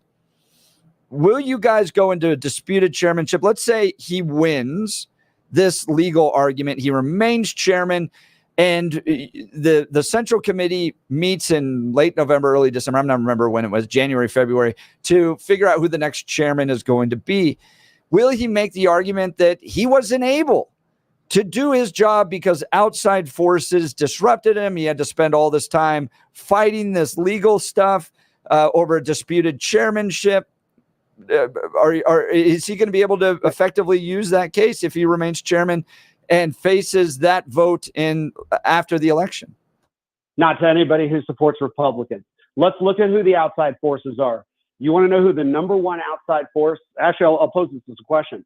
Who is the number one outside force that supported the candidate that Dave Williams endorsed in the 3rd district in the Republican primary? Do you know who the number one spender was? And that would be Jeff Hurd's district, right? Correct. Yeah, I don't know. Yeah.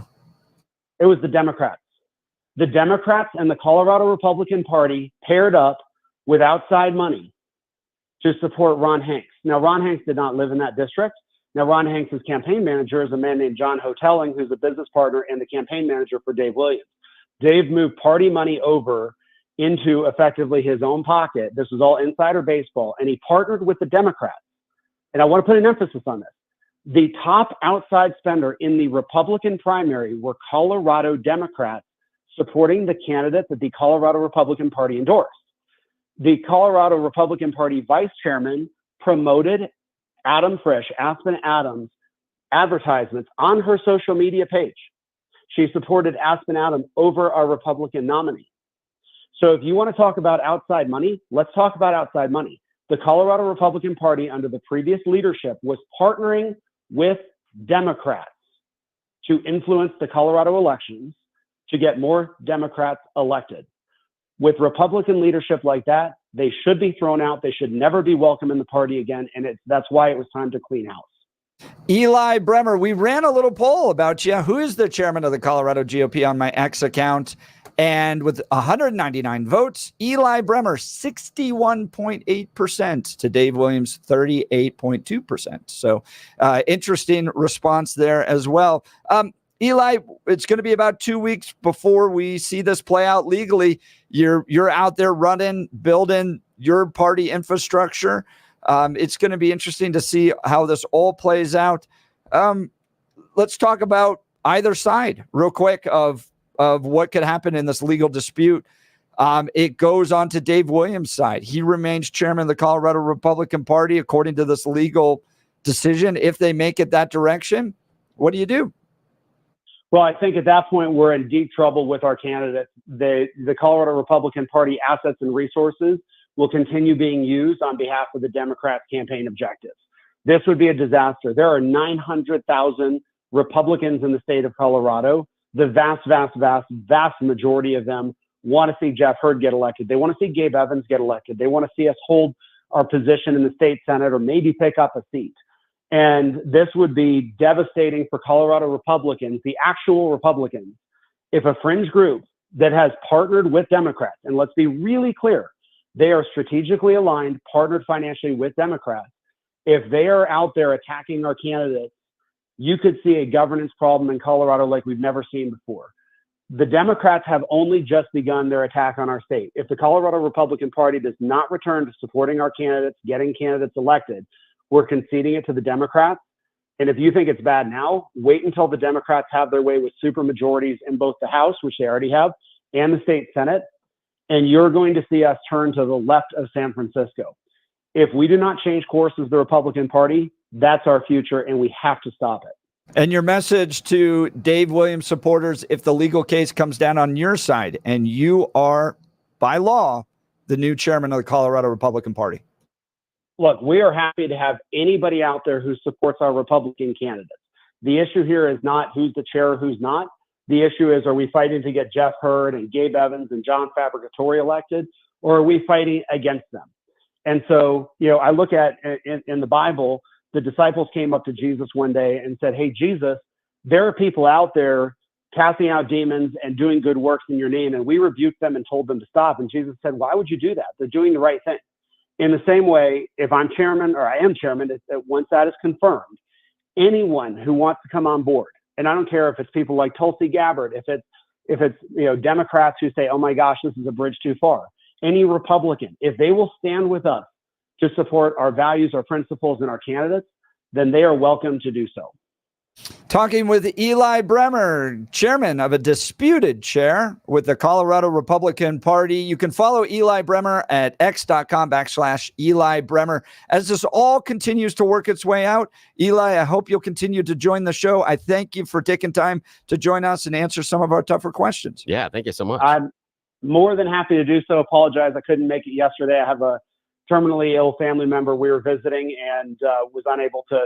You guys were gracious and extended the invitation yesterday. In general, if you call out, I'll be on your show same day. Well, Eli, same thing with Dave Williams. Yes, having a child. There's more important things in life than politics. I'm sorry your family's going through that, but please know our prayers are with you. Yeah, we will be praying and for you. thank you for taking time to be with us. Yeah, thank you. All right, thank you both. All right, Eli Bremer, chairman, at least in a disputed chairmanship of the Colorado Republican Party. You can follow him on X at Eli Bremer. He won our poll. Yes, our little he Twitter did. poll, 199, He really 2-1. Yes. That he's the chairman of the Colorado Republican Party. Now, That's interesting. Any Yahoo Democrat on X can vote in that, but Exactly. But then they'd have to push the right button. We're talking about Democrats here. All right, we're going to get to phone calls here. Who is the chairman of the Colorado Republican Party? Did you believe what Eli said in those cases about Dave Williams and the party colluding with Democrats? My goodness. What a charge. Yeah. Related to Jeff Hurd. Or we're getting a lot of text messages here. No way. Dave Williams colluding with Democrats. Laughing emojis, laughing emojis, laughing emojis. All right. We'd love to hear from you. 303-696-1971. Text us at 720-892-6757. For many of us, it's happening. Your hair is thinning. Your crown's disappearing. Maybe hair loss has you feeling identity is lost altogether. Well, I've got good news for you. It's an incredible yet simple one-day treatment. One day. That starts growing your own natural hair the very next day. And it's guaranteed for life. If it's the Advanced FUE from Advanced Hair. We've all seen the pills, lotions that come with monthly subscriptions. They help retain what you have, but what if what you want is your own natural hair permanently? Specifically growing in new areas. From Advanced Hair's state-of-the-art facilities to world-class Dr. Tanya Pauls. It's not maybe will your hair regrow, it's guaranteed that your new hair will grow. You decide how much, how thick, and where. It's why Advanced Hair is the winner of Westward's Best of Denver. For your free consultation, $250 off and 250 free hair grafts. Call 720-459-HAIR. That's 720-459-HAIR or advancedhair.com. That's advancedhair.com. We'll continue with your calls and texts. You're listening to The Jeff and Bill Show. News Talk 710 KNUS.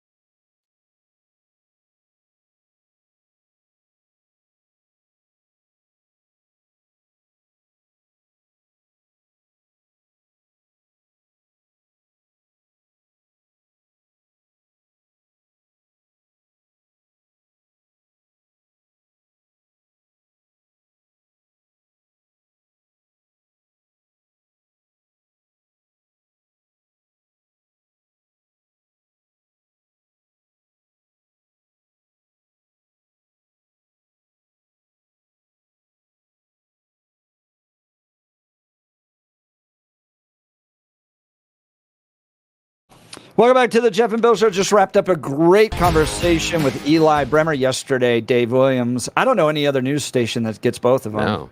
No. And has a long lot of them conversations have with them. really gone after Dave Williams. They don't like their opinions and angry tweets and all that stuff. And look, I get that you can have strong feelings about this, but I feel like you do a better job as a media company when you can have both sides share their position. Yeah, here's the thing is, Dave and I have gone back and forth on a lot of things, but this is not one of them. And this is just one of those that he deserves the space and the time to explain and talk about his side. And the same thing with Eli. He's the chairman of the Colorado Republican Party in a legal dispute. Yep. Why wouldn't you allow him to have that? And so is Eli Brenner in a legal dispute. And Eli and I don't agree on other things as well. But I also think both of them are good, stand-up guys, and they deserve the time and the space to explain what's going on. And we don't need to come in here and necessarily fight with them. There's so many other things I can fight with them about. There's so many other things, but this is not one of them. This is about trying to figure out how there's a path forward for the Colorado GOP, and there needs to be, but we disagree on how it should go forward, and even listeners do. So let's go to the phone line. Sean Lakewood, you're on the Jeff and Bill Show, News Talk 710 KNUS. Good morning, Sean. Hey, thanks for the call, man. Good morning. Thank you, Jeff and Bill. You were the first people to address this issue after Nancy Pelosi sent her midnight press releases out with no advance notice and without authorization from the Jeffco Republican Party, for which she was censured by 70% of her own executive committee.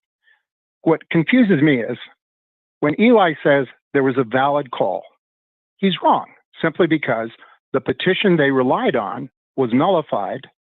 Nancy didn't have authority. It was rejected. It was nullified. She was ordered to return all the materials, which she still hasn't done, to the Jeffco Executive Committee. She refused to. She gave it to Todd. Todd used it, and there was a controversy. Tim Leonard and Ted Harvey, both former representatives, very credible people with great legal backgrounds and great legislative backgrounds, took the committee, that controversy, to the State Executive Committee. It ruled in their favor. And on August 31st, overwhelmingly, that Executive Committee decision was supported by the State Central Committee. Now, I'm a member of the State Central Committee. I'm a member of the State Bylaws Committee, the Jeffco Bylaws Committee, and the CD7 Bylaws Committee. I understand Robert's rules. I understand the bylaws. Eli has conveniently failed to tell anybody or to acknowledge his failure to follow the bylaws. Now, when that petition was denied, they simply could have used any of their rallies to gather 25% of the people. They had the people there. They could have simply passed a sheet of paper around, had everybody sign and date it, and they could have called for another meeting. They failed to. They chose instead to rely on a failed, nullified petition to build this whole house, this whole edifice they had. Yeah. Now, that's interesting. I want to see how the courts say. I'm not disagreeing with you. It sounds like what you're saying is true, especially with what happened with Nancy Pelosi. It sounds like that would be true. I'm curious to see how it is adjudicated inside of court. And you make a wonderful point that if there was any concern or question in their mind about the validity of Pelosi's request, then they did have ample opportunity to have someone else make a similar request, someone that the ruling committee, executive committee of their necessary district wouldn't object to. Yeah, that's a good point, man. Well, here's the next point. Yeah. They claim they're using lawfare because they're not going after Dave Williams as a party executive. They're going after him individually. They're going after Hope individually. They're going after Anna Ferguson individually. Here's the problem. Two courts have already ruled on whether or not courts in Colorado have jurisdiction in these issues. And the very jurisdiction they point to, the very court ruling, the judge clearly said, I have no jurisdiction to determine an intra-party dispute. You have to rely on the intra-party mechanism, the controversy, the hearing, and the appeal process. Okay, that's already been done. So when he says there's a court decision that's going to address this, the courts have already addressed this twice. One of their experts, Chris Murray, when he was going after El Paso County on behalf of the state Republican Party, there's an interesting question about potential conflicts here. Anyway, he got the exact same decision that, hey, courts in Colorado don't have the authority to determine these intra-party disputes. Now, they've conveniently neglected to mention any of this or to discuss it. So this whole process, we're going to have the courts determine it. They can't. Now, they want to use the fact that Dave got a temporary restraining order against one meeting. It's because They refused to deal with the initial denial of the petition. At that August 31st meeting, we saw what Todd submitted as a petition request. There was no information on it. Somehow they managed to get all of their people to sign proxies where it was witnessed, dated, signatured. They can do all that, but they didn't do anything at all. They just simply had a name and a county and not even a full name. Sean, I appreciate the call. Thanks. We're just running out of time here, and we've got to get to one more call. Look, with all the work I've had done to my teeth, believe me, finding a good dentist makes all the difference. I'd like to tell you about Dr. Mike at Rocky Mountain Dental Group. He helps people like you and me look and feel amazing by providing the best dental care available. See for yourself all the 5-star reviews at RockyMountainDentalGroup.com. Here's one. I've been going there for over 20 years. Dr. Mike and his entire staff are outstanding. I like the fact that the same person always cleans my teeth. If you need an awesome dentist, Dr. Mike is your guy. If your gums are receding, it's critical to address the issue promptly. Dr. Mike is a top-tier expert in the Chow pinhole surgical technique. This method requires no cutting, no sutures, and virtually no downtime. The procedure involves making a small hole in the tissue and gently repositioning of the gums. Schedule a free consultation with Dr. Mike to discover the benefits of the revolutionary procedure. Call 303-233-1335 or visit RockyMountainDentalGroup.com. That's RockyMountainDentalGroup.com to book your free consultation today. Mary, you'll be up next. You're listening to The Jeff and Bill Show. News Talk 710 KNUS.